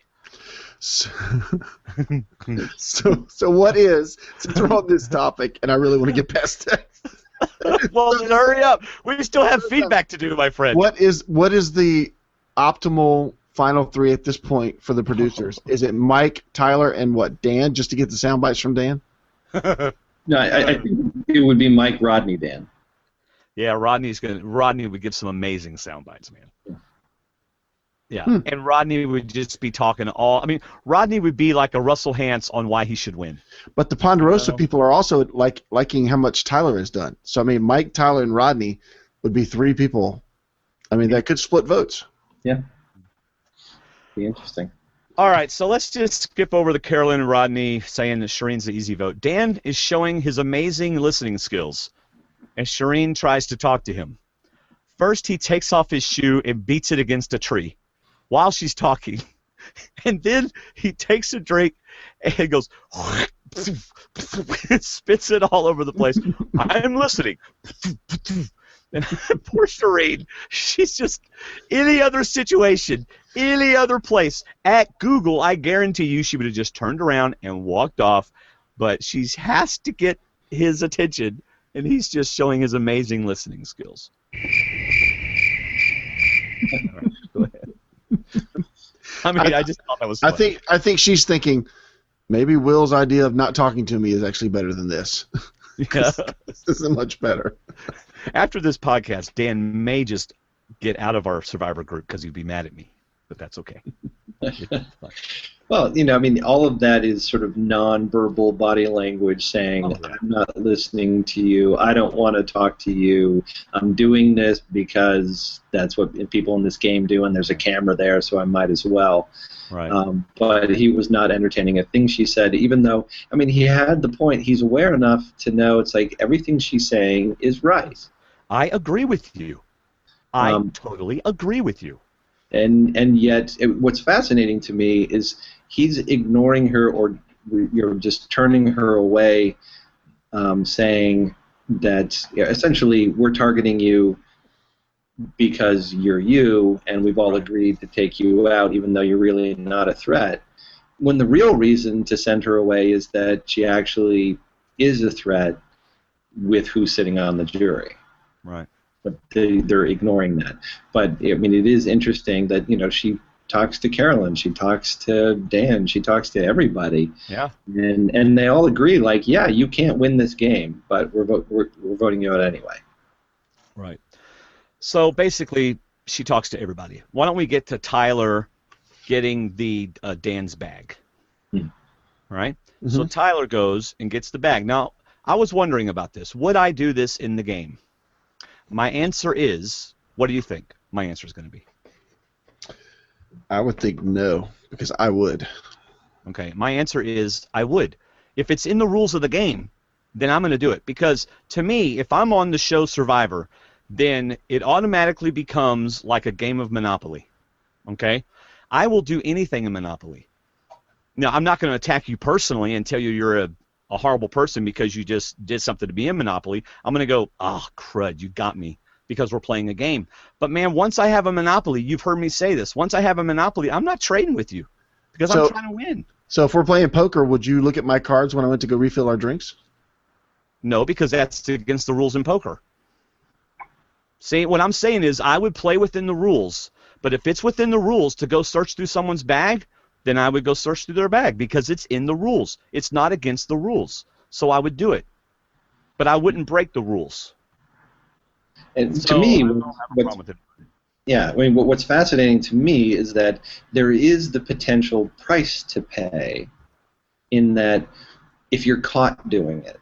Oh, yeah. Or if you tell the wrong person about it and they say, well, that was wrong of you to do, they get to decide what the rules are in that moment. Right. But as soon as something is done in the game and production allows it to happen, it becomes a thing. Yeah. And that's one of the things. And right. I mean, I have no problem with it. I know some people say, well, you should take something out of their bag, like take the vote doubler away and then go bury it somewhere. Right. That production wouldn't allow. Like they're going to throw in what's his face's idol into the water. Exactly. Yeah. Right. And then they made him go get it. Mm-hmm. Yeah. But I do think, Tyler it's just showing us this is what he is willing to do because he knows he's in danger. He's in danger from this point on. And why not? Why not? Absolutely. Well, so there you go. I would definitely do it. And I wouldn't think I was being a horrible person. I would think I was playing the game. So, there you go. He finds the advantage, and who does he tell? His closest ally, Carolyn. Mm-hmm. They don't show us him telling Rodney. They don't show us him telling anybody else. He tells Carolyn. And he makes a very good point. You know what? If they actually figure out that they're at the bottom, they could really hurt us tonight. Mm-hmm. But, of course, we knew they weren't going to figure that out. So. In fact, Dan thinks he's in the Final Four with Will, Carolyn, and Tyler. Dan's like, hey, I am secure. You may think I don't know what I'm doing, but I've got things going on. Yes, he's scheming. So Mike and Dan, Mike is looking ahead. Dan's not listening. Tribal Council. Shall we get to Tribal Council? Well, I think I thought that was a good scene because when I first saw it, Mike says, how you feeling? Dan said, not great. I kind of bought it, but Dan is rightfully worried about an idol coming out, and Mike confirms that's definitely a possibility. But I think I was thinking this was a spot that Mike could have possibly bought some of Dan's trust back by showing him the idol, but at the same time I'm thinking, no, I think Dan's only here to spy for the other group to see if he has an idol. Try to get a read on him to see if he has an idol. Yeah, last week, David, you said that you think that you weren't sure Dan flipped. This week, proven he did flip. Yeah.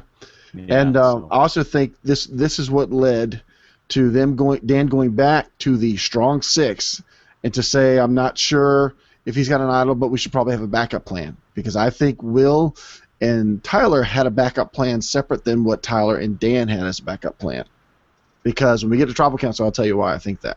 All right, well, we're at Tribal Council, and Probst wants to go back to last Tribal Council, but we don't, so we're going to move on. I even wrote in red, moving on. Other than to say being adopted is not quite the same as experiencing domestic violence. Now, let's move on. Thank you. Shireen, you are going to see the absolute dumbest thing happen tonight. Shireen was spot on for the rest of this Tribal Council. Yes. I loved everything she said. Yes. I loved it. She pleads her case, and Tyler is, hey, I'm strong with my alliance, et cetera, et cetera. Why don't you all just talk and I'll... Yeah, but this is where Shireen points him out, puts the target straight on Tyler's head, whether they're listening or not, and she says, look, none of you can beat Tyler except maybe Mike. But Mike's got the immunity idol that he won. None of you can beat Tyler. So Probst calls out Tyler. What do you think to that? Well, at the end of the day, my alliance knows that I stand with them, I stand strong with them, that without them, I'd be right over there. Okay, now answer the question, Tyler. What do you think about you being the one person that can beat everybody in your alliance? Yeah. Well, I am strong with my alliance. Yes, I stand with them. They know I stand with them, and I'd be over there without them. Yes. Yeah. So he just pushes rewind and says the same answer again. Yes. When it comes. Now we're rewriting history, but yes. Yes. Yeah, well, he did hear little bits where it's like, is that the wisest thing in the world to say, where it's like, we're just going to keep our blinders on and get to the six. And, blinders aren't good things. So you just wonder if the others are like, so what do you want me to be blind to? And, but, it's interesting that Shireen, she has said in exit interviews that she was trying to help Mike. But I also think she was trying to blow up Tyler's game. That helps Mike, but I think she was just trying to, scorched earth policy. Let's salt the earth on our way out, and make sure that people are focusing on Tyler. I think both Tyler and Carolyn kind of revealed too much. Carolyn said, well, we do have a strong six alliance, and timing and moves in this game are critical, but you don't want to make moves too early, everybody. Pay attention. Because when you do, you could make the worst decision of your life. So I guess she's talking about Mike, but at the same time, she's telling the rest of them, don't make any moves yet. It's not time for you to make moves. Wait till Final Six. So that when you take your blinders off at Final Six and you turn around, you'll realize that you were the only one with blinders on. Yeah. Because Tyler's back here with Carolyn and Will and Rodney waiting to take everybody else out of the game. Right. Okay, so back to the blinders. This is what he said. All we have to do is shut up, put blinders on, tune out the nonsense, and just eliminate people.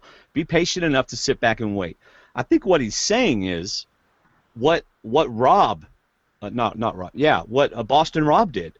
He wouldn't let his alliance talk to anybody else. He basically said, let's put our blinders on, we don't even entertain conversations with these people, and we just go. And that's what Tyler, what I got from what he was saying was, those are the blinders he wants. He wants the blinders around the six.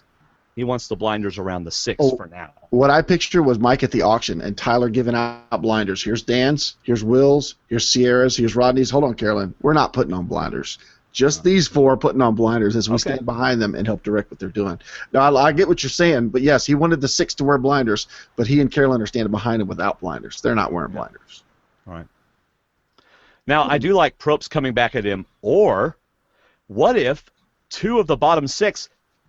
Hello, Sierra and Dan. What if two of the bottom six realize that maybe it's not, maybe they're at the bottom and they want to change things up? Hello, Sierra and Dan. Did you get a feeling Probst was trying to throw a little wrench in there? Yeah, well, I think this is what he does and does well later in the game, where he points out when, I'm sure it drives him nuts when there's this collective willful ignorance. Like, hello, people, you clearly, some of you don't know what's really going on here. Right. And you need to, if you're not going to figure it out for yourself, I'm going to try to spell it out for you. Yeah. And see if you take the bait. And so often they don't, because they believe so deeply in the stories that they're telling themselves and other people are telling them. And see, the thing is, though, I genuinely think that they have reason to believe that Rodney is going to pick Dan and Sierra and Will and leave Tyler and Carolyn out, because why would you take Tyler to the end? Right. Yeah, it's funny because Tyler and Carolyn are saying exactly what Probst and the producers don't want to hear. They don't want the majority to sit back and just pick off other people one at a time. They want moves. They want people to do something. But that's, Tyler and Carolyn, and then that's when they say, well, and that's why you're not going to get any confessionals all season, because you're going to get people to sit back and wait and do nothing. Before we get to the any last words, David, your setup with all that Dallas Cowboy stuff, you look better than you've ever looked on the show. I mean, seriously, and it's not just the Cowboy stuff, David. Oh, okay, so he hides the camera. Any last words, Probst says, and Mike plays some Russian roulette. We're going to see where the 6 is divided. Okay, so at the beginning of the show, I said, this is how you play, this is how you use an immunity idol, because I feel like what I saw was that Mike used it to show to Dan and Sierra that they are at the bottom of the 6. And so I thought he used it well. And Andy, you didn't particularly agree with me, or you had other thoughts to say. So I'm interested to see and to hear what your thoughts are on this, on the way that Mike played it. Yeah, I mean, everything is contextual, and Mike has an infinitely better read, having been out there, than we do at home. It felt to me in the moment to be the half measure, just like at if he at the auction, the move he made, which everyone is giving him grief for, if he felt he was on the true outs at that point and really needed the advantage, then there was nothing wrong in what he was doing, because in the end he would be in the same spot as he is right now, in the final 7, sitting and with Rodney coming after him and being the target with an idol in his pocket. If he had followed the auction through, he would also have a vote doubler, something else he could use at least, and he would keep it out of somebody else's hand. And this felt like another half measure. I'm going to bluff with this, but I'm going to keep it for myself. And as we saw, they didn't buy completely the bluff. They called it. And it wasn't a believable enough. So it was a half measure. I loved it, and he did expose cracks, but again, that's because of some real incompetence on that behalf. Like, Dan and Will look around. I don't know if you've ever seen Botero's Fat Mona Lisa painting, but they just had those looks on their faces like, oh my God, there's this game going on around me, and I have no idea what to do in this moment. I am lost. And the thing is, so they had planned, but not necessarily for that. And and Mike, by initiating that, did a brilliant job in triggering that. He knew them to be not ready for it, and that's great. The question is, was it would it have been better for him to actually play it for Shirin and have 2 people in there, or you can't be results oriented, but having 2 people better for being able to pull in 2 more at 7, as opposed to, as we were talking about, if he pulls in Dan and Sierra right now, that's not enough. Right. 3 out of 7. He doesn't know that Dan has the doubler, so why would he even think that he has enough numbers there? Right. And so it felt like a bit of a half measure to me. But yet he's got a better read on it, and I understand the individual game aspect of it. That, okay, I made them show cracks. I have an idol. I'm safe at 7. They turn on each other, and who knows what happens 6 days from now. Right. So in the end, do you think he should have played it on Shirin?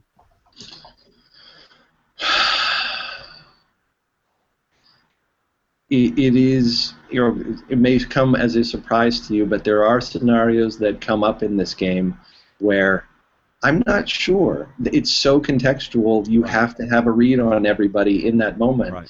And I think I would have been really tempted, because it's always nice and good to have that person there with you and be able to talk things through with them and be able to have two voices to try to flip other people. Yeah. But he's got a better read. Maybe he felt like they would never listen to Shirin given how they had treated her. Maybe that's it. Mm-hmm. And it's also nice to have an idol. It's always nice to keep there.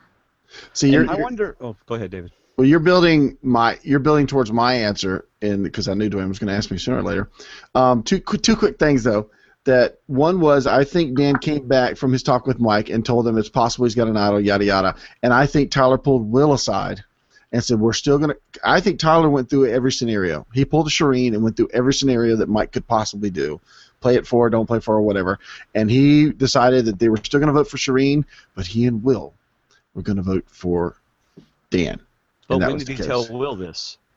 After Dan came back and said, I don't know if Mike got an idol, maybe he's got an idol, maybe he doesn't. I think before Tribal Council, he pulled Will aside and said, we're going to vote for Dan just in case. And the reason I think this is because Shirin revealed today, which I've never heard in an extra interview before, but as soon as Probst said it's time to vote, he threw the whole panel on lockdown. He said, don't look at each other, don't talk to each other, you're on lockdown right now. Wow. So yes, she revealed that in her exit interview today. I've never heard that in an interview, but we all know what lockdown is. And as soon as he said it's time to vote, he immediately told them to do not talk, do not mumble, do not look at each other. You are on lockdown. He doesn't always do that. How fair is that? Well, we don't know if he doesn't always do it. Yeah, exactly. So wow, that's called playing the game, Mr. Probst. I'm putting on the tinfoil hat. So thank you, Shirin, for revealing that. Yeah, and what's fascinating about that, sorry to interrupt, it just it shows you just, like, what do you do as a player in that moment? Do you do something like Jonathan Penner and basically say, hey, Probst, I'm playing for $1 million here, and just say something anyway? Yeah. Right. I mean, it's like, no, you can't tell me to shut up. This is the biggest vote of the game right now, and butts on the line. So, yeah, I'm going to talk anyway. Guys, vote this way. Yes. Scoopin did the same thing with Lisa. He wanted to talk with Lisa when camp vacated, and they said, we don't have any cameras here. And Scoopin said, you've got 3 minutes to get cameras here because this is my alliance, and I need to talk to her. He told us that in one of his interviews. He said, I got to talk to her right now because we're alone, so you better get a camera here or I'm going to talk to her anyway. Like you said. But this is why I think there was a plan by Tyler, because apparently they were not able to speak, didn't get a chance to speak, but he and both Will voted for Dan, at least 2 votes, to counter anything that Mike and Shirin did, which was only 2 votes. So that's why I think there was a plan for Tyler ahead of time. And to back that up, I think they may have talked a bit about this plan with more of them. That applauding at the end that Rodney did felt very much to me like it worked. That's what that applause was. Like, we all had to hold our breath to see if it would work, calling that bluff. We talked about calling the bluff, and we called that bluff, and it worked. Yeah, I also think the second question was, I think it was the right move not to play it, and I apologize. Somebody on our Facebook said he did not have the numbers. You don't give up an idol for someone else unless you're coming out of it with numbers. And I totally agree. He was not going to get the numbers. But going into this, he now knows he had Shirin as a friend. She was an alliance partner, but she's gone now. Now he knows exactly who's on his side, which is nobody. He knows all 6 people, and now they know they have to fight. And he possibly dropped the little stick of dynamite in that strong 6. What's Dan going to do? Who knows? Tyler might talk Dan into understanding we had no choice, but there's hardly any way you can talk into putting somebody's name on a ballot. That's really going to be interesting with Dan. And Mike made a point to say, hey, he still got 2 votes. Y'all know y'all voted for one of your own, right? You flat out did this without him knowing about it. So I think he made the right move because in the end, he wasn't going to have the numbers. However, he has at least, 6 more days. He's got 2 more tribal councils. Sorry, Shirin, I love you, but it's about Mike. And Mike's got to stay in the game for as long as possible. I mean, this is what Mike's saying. I've got to stay in the game as long as possible. So I think it was definitely the right move to keep the idol. I was hoping he'd play it, but I think it was the right move for him to keep the idol. Like you said, everybody loves to have an idol in the pocket. Yeah. I'm still dumbfounded that Probst manipulated the game like that. Unless every single time he says it's time to vote, he tells everybody you're on lockdown, that was totally unfair. That was totally manipulating the game. So, and I don't usually, get into that, but my goodness, man. Like I said, that's the first time I've heard it in an exit interview come out like that. I'm surprised. In a related event, I'm going to be selling some tinfoil buffs. So, well, if you'd like to invest in one, yeah. Well, okay. Wow. All right. So they vote, and Mike, and after it's all over, Shirin goes home, and Mike points out Dan still got 2 votes. So. We also, what we did not know was how good an actress Shirin was, because we also learned in her exit interview that after the situation with Will last week, when Mike and Jen and Shirin were talking in the cave, he revealed to them that he had an idol. So she knew he had an idol, knew the possibility of going to play, but I think she actually said that I knew he was not going to play it on me, but boy, did I do a good acting job. Yeah. Because she acted just a surprise. The jury went all surprised, and the faces on the strong 6 were just priceless. Yeah. Just really good. Well, I got to tell you what, I hope she gets on the Survivor Second Chances. I'll be voting for her and Kelly for sure. Yeah, if only so that she can play the game with some nicer people. Yeah, really. Really. All right, well, let's get into feedback, because this is a long but a good podcast. We do not apologize for going long, because I personally hate it when I'm listening to a podcast and it's over. I hate that. So here we go. Our first feedback is from Will the Giant Ninja, and it's an audio feedback. So here we go. What's up, guys? It's Will from Wonder Lake again, a.k.a. the Giant Ninja. Well, last night was much, much, much better than the week before. I'm glad to see some joy return to the game, although I am Animal and some others for clapping when Shirin was finally voted out. I thought that showed a little bit of a lack of class on their part, regardless of what Shirin has done and said to them. I didn't like that. But I did want to make a few notes for this week going forward, because we finally saw a little bit of strategy. So, number 1, dear Mike, I was sincerely impressed with your move last night. Flashing the hidden immunity idol, telling everybody you were going to play it for Shirin, and telling everyone that you were going to vote for someone other than Tyler was very, very good. I've heard the word brilliant suggested regarding the move, and I don't know that I'll go that far, but it was very good and possibly as good as you could possibly have done in that situation. It accomplished multiple things. Number 1, holding on to your idol instead of actually playing it was, of course, best for you, because you've got a buffer going forward. You know you've got 6 more days in the game regardless. Number 2, it made people think about whether you were telling the truth. Were you really going to play it on Shirin? Was anybody going to blink? And you got not just Tyler to blink, which was not totally unexpected, but also you got other Will to blink, who both threw votes to Dan. And so, number 3, you got, hopefully, Dan to realize that he is, in fact, on the bottom of his alliance of 6. That may work out well for you in the future if Dan can see what's really going on. And so far, it seems like he can't, unfortunately. That said, all that being said, Mike, bravo, bravo, bravo. Very, very, very well played to not only protect your interests, but also shake up the game. Number 2, dear Dan. Dan, my man, last week I had a real question as to whether you genuinely thought Mike was paranoid for thinking everybody was after him. Obviously, this week we know for a fact that that's exactly what you thought, that Mike was a lunatic, that everything was solid with the alliance of 7, and that nobody was ever coming after Mike. Well, we as viewers know what you as a player did not. You were 100% wrong. They were coming after Mike. Mike would have been voted out at 9. That doesn't mean that Mike played everything right last week, but it does mean that he was right. You need to realize that Mike was with you the whole time. that he was not turning on you, he was turning on people that turned on him. And you have the extra vote. The question is when to use it. Do you use it to force a tie at an odd situation, or do you use it to gain an advantage at an even situation? In my opinion, you should not use it as an odd vote to make a tie, because I would be very surprised if you got to vote twice on a revote, meaning that your tie was essentially worthless.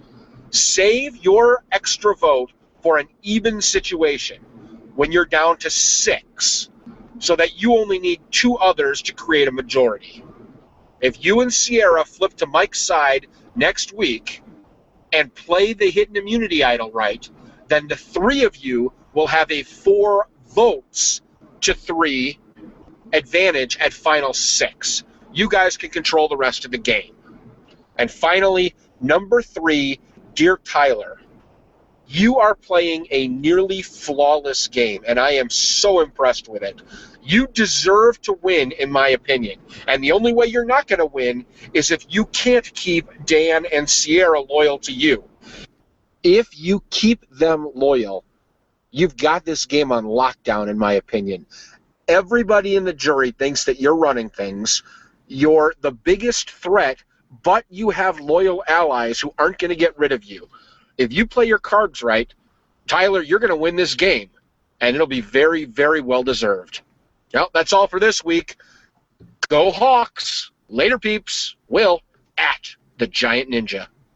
There you go. So how does Tyler keep a guy loyal that he just set up for sacrifice? You know, because if he played the idol on Shirin, then Dan's the sacrificial vote. Right. Mike chimed in as Will was beginning. Hey, somebody wake up Andy. Andy? He's awake. I'm here. Mike, Mike chimed in. Just playing with you. He tweeted me and said, every tribal Probst puts us in lockdown, just not that hard. Oh, so okay. This was an extra hard. This should really be fun lockdown vote. And I have to take off my little tinfoil hat then. Yeah. Good call, though. You got a tweet out of it. I did. And I think I figured out why he likes you now, because you got this stuff in my house that's going to be going out in a matter of minutes as soon as we're done. Yes. Andy, did you have any comments on Will's feedback? You don't have to, but if you do. Yeah, no, I mean, just 2 things. One, you know, this whole idea of, you know, how Dan can work with Mike until we figure out, or until we're given a compelling reason why Dan would want to do that. You know, yes, he found out that Tyler threw a vote his way. But he wants to go with Rodney and Will anyway, you know, and even Sierra. There's no reason for him to really want to flip the game to work with Mike. Mike is the person he thinks can beat him. That's true. You know, Tyler, you know, he is playing a strong game, but you know, it's always dangerous when everybody is talking about you as a winner candidate.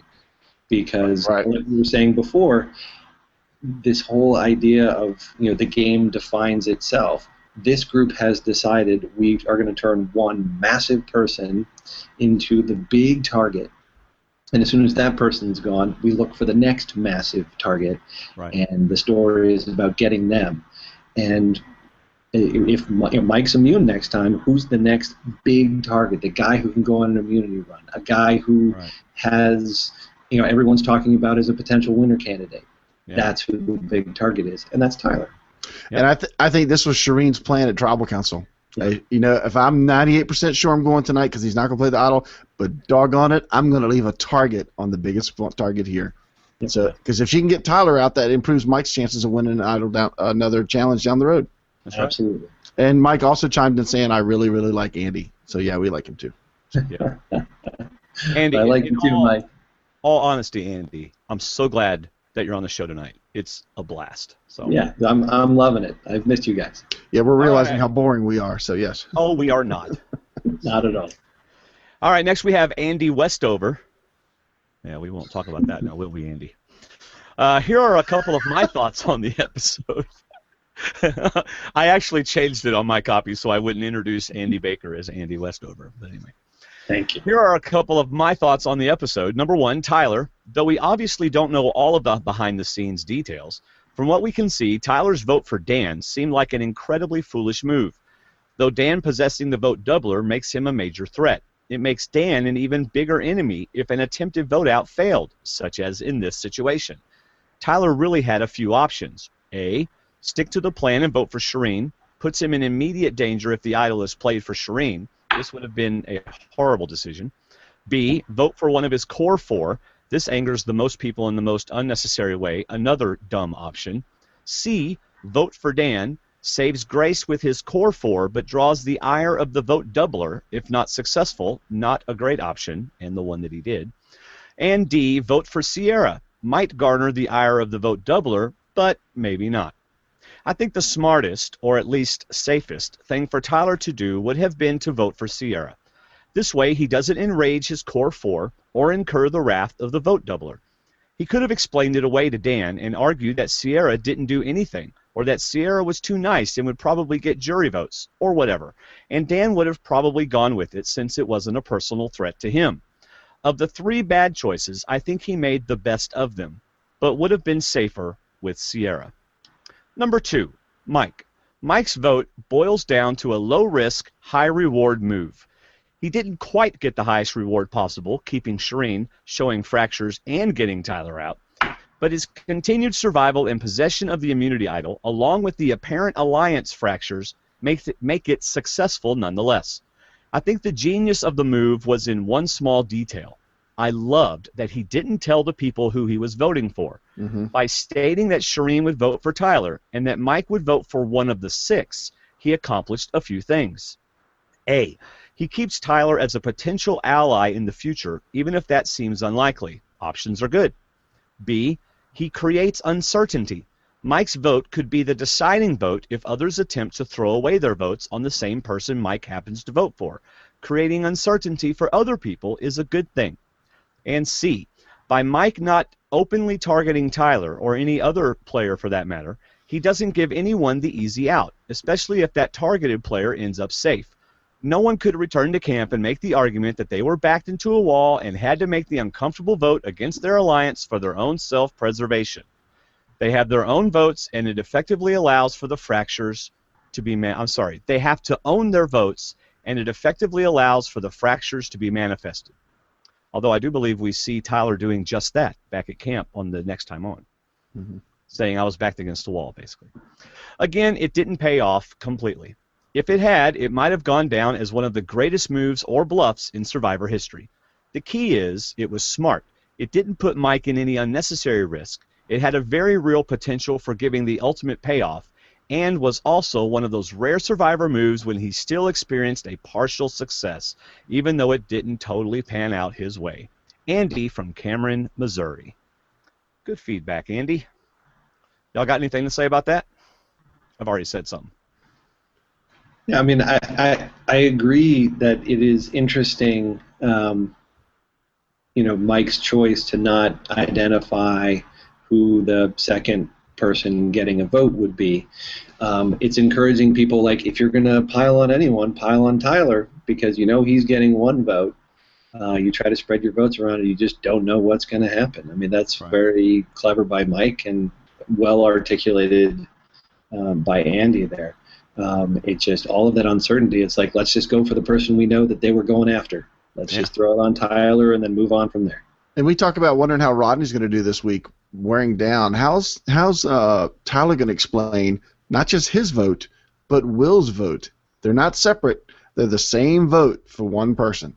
And it just happens to equal Mike and Shirin's 2 votes in case that came against Tyler. Right. I mean, Tyler said when he voted, "I hope this works." I'm telling you, that was a pre-planned vote. He and Will knew they were voting for Dan if something like this came up. Yeah. And Shirin even said Dan does not like getting votes. So This is going to hopefully, put Dan in a tailspin. Which is what Mike wanted. Right. All right, next we have Steve Tarantino, and David's going to read. Steve. Yep. Thanks again, Steve, for all the great graphics that you put on our Facebook group. Oh, yeah. They're awesome. Hey, D&D, sorry to see Shirin go. Myself, a big fan like her, sorry to see her go. At least she made the jury. That has to make her very happy. If you can't win the game, making the jury is the next best thing, I feel. Andy, is that true? I'm sorry, I spaced out right there. Sorry. If you can't win, making the jury is the next best thing. Is that true? I think to get the full Survivor experience, absolutely. Okay. I don't understand why they voted off Shirin. I mean, I know she is not liked at all, and she drives everybody crazy, but she can't win a challenge. This was a perfect time to take out Tyler, Dan, or Will. I know Rodney was super happy with Shirin gone, but now he has to deal with Tyler, Sierra, Will, Dan. I mean, Will and Dan are not killers at challenges, but they have a better shot than Shirin. Maybe if there's an eating challenge, yeah. Sorry, come on.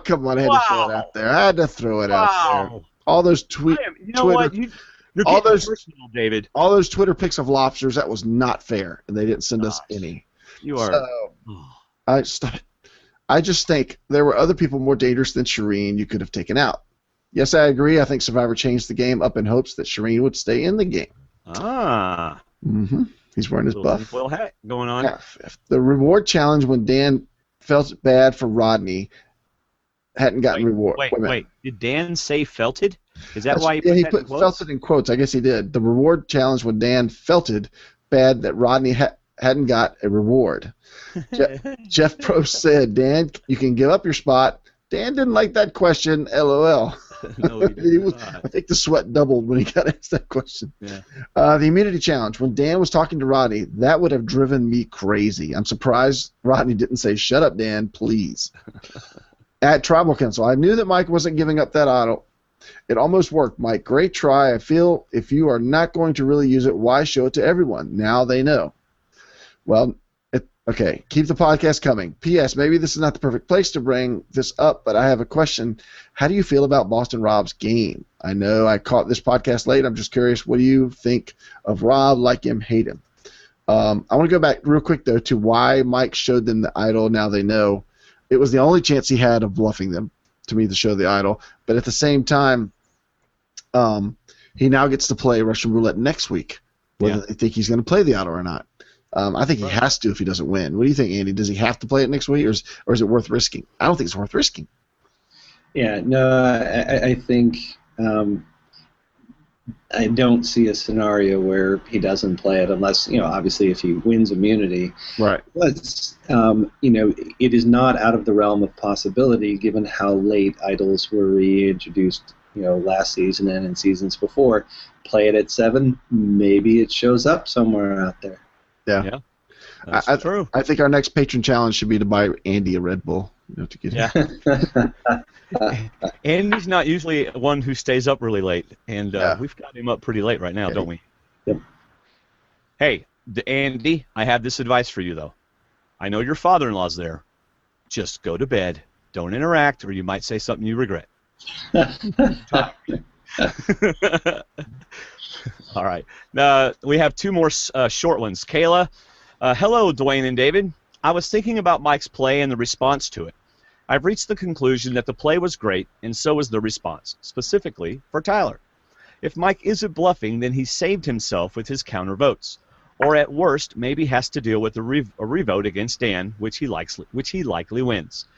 If Mike is bluffing, and he is, then yes, he alienates Dan, but they know Mike has an idol, and that means someone from their group has to go next week anyways.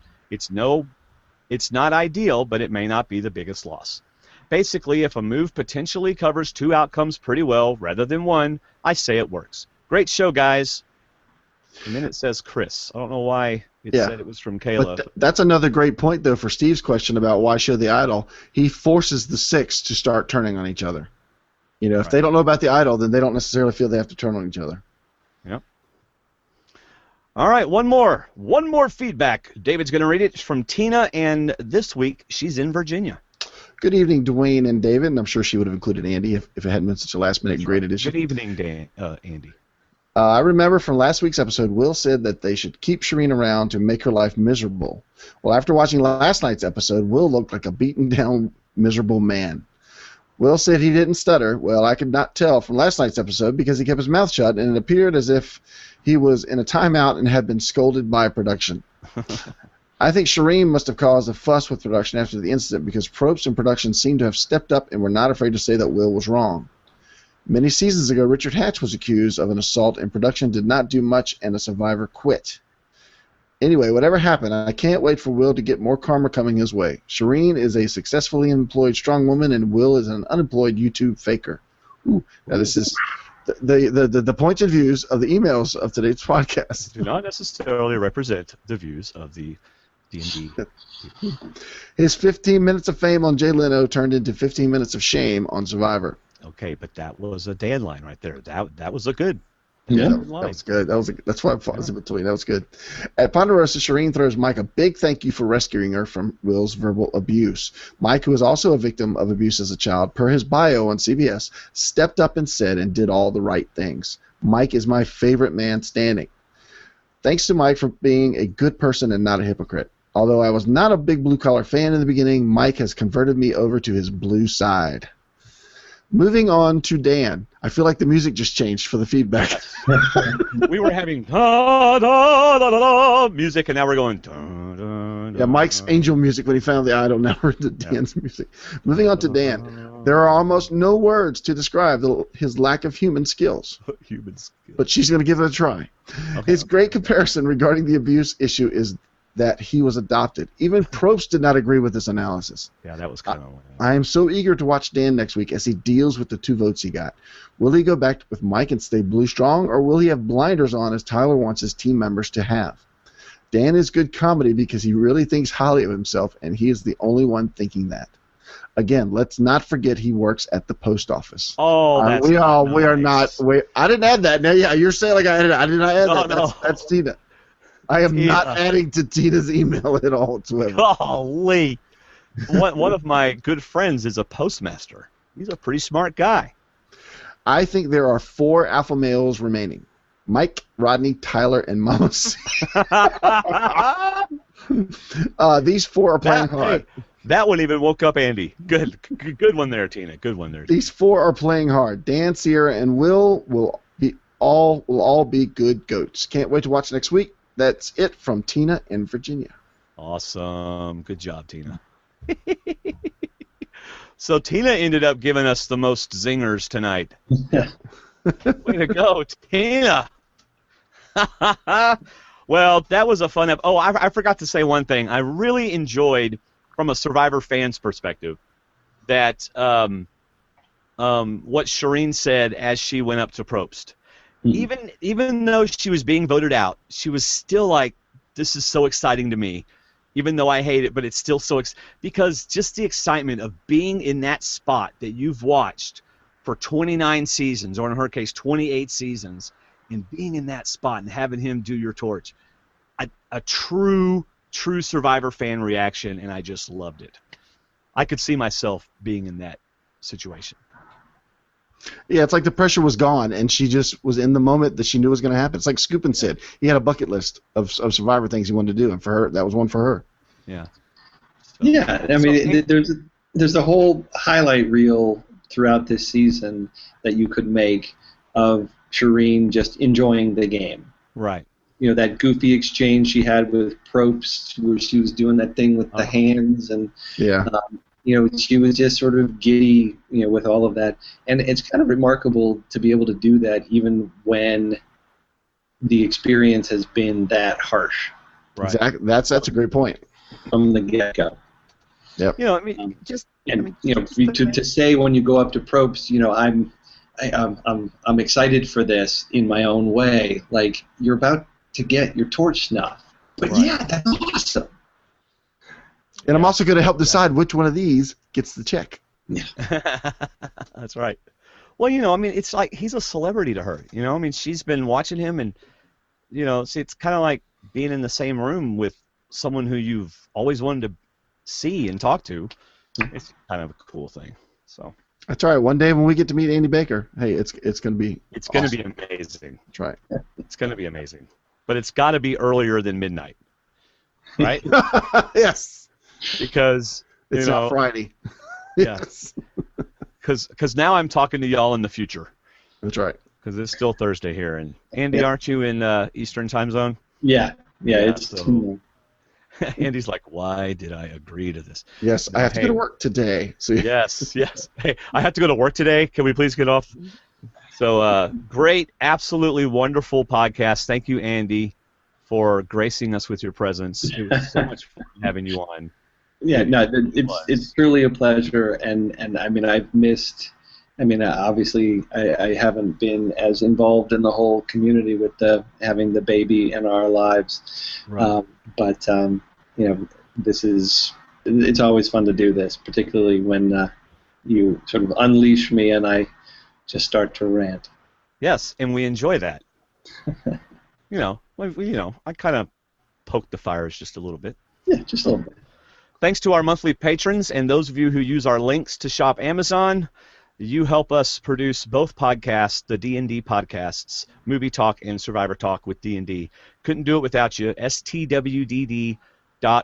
And again, we now have Amazon for Canada, Hey.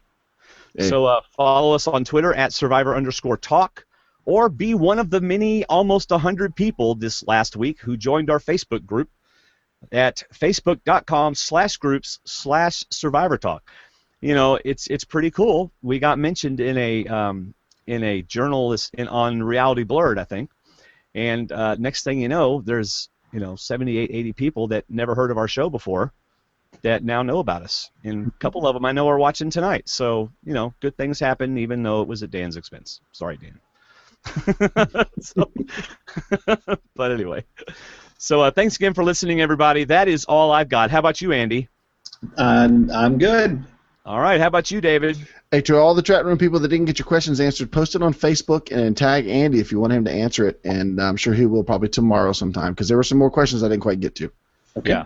Yeah, Andy's an active member of our Facebook group, so head on over there. If you have any questions for him, ask him there. And Andy, you're going to write probably one more Baker's Dozen, like at the end of the season, or what? It's looking like there's a good chance I'll write one for second chances. Okay. When the voting is going to start and given whoever the final list is. Right. Sort of giving you one person's ballot. And depending on how things shake out in the next couple of weeks, I will possibly craft one more. Right. Just Okay. Worlds Apart. Whatever you decide to do, we look forward to reading it. And if you decide not to ever write again, we will be disappointed. But I know you will go on to other things to write. And maybe we'll get to read that in the future. So that's all we got. Thanks again, everybody. See ya. All right. Peace out, people. I wore this hat for 2 days. Good night.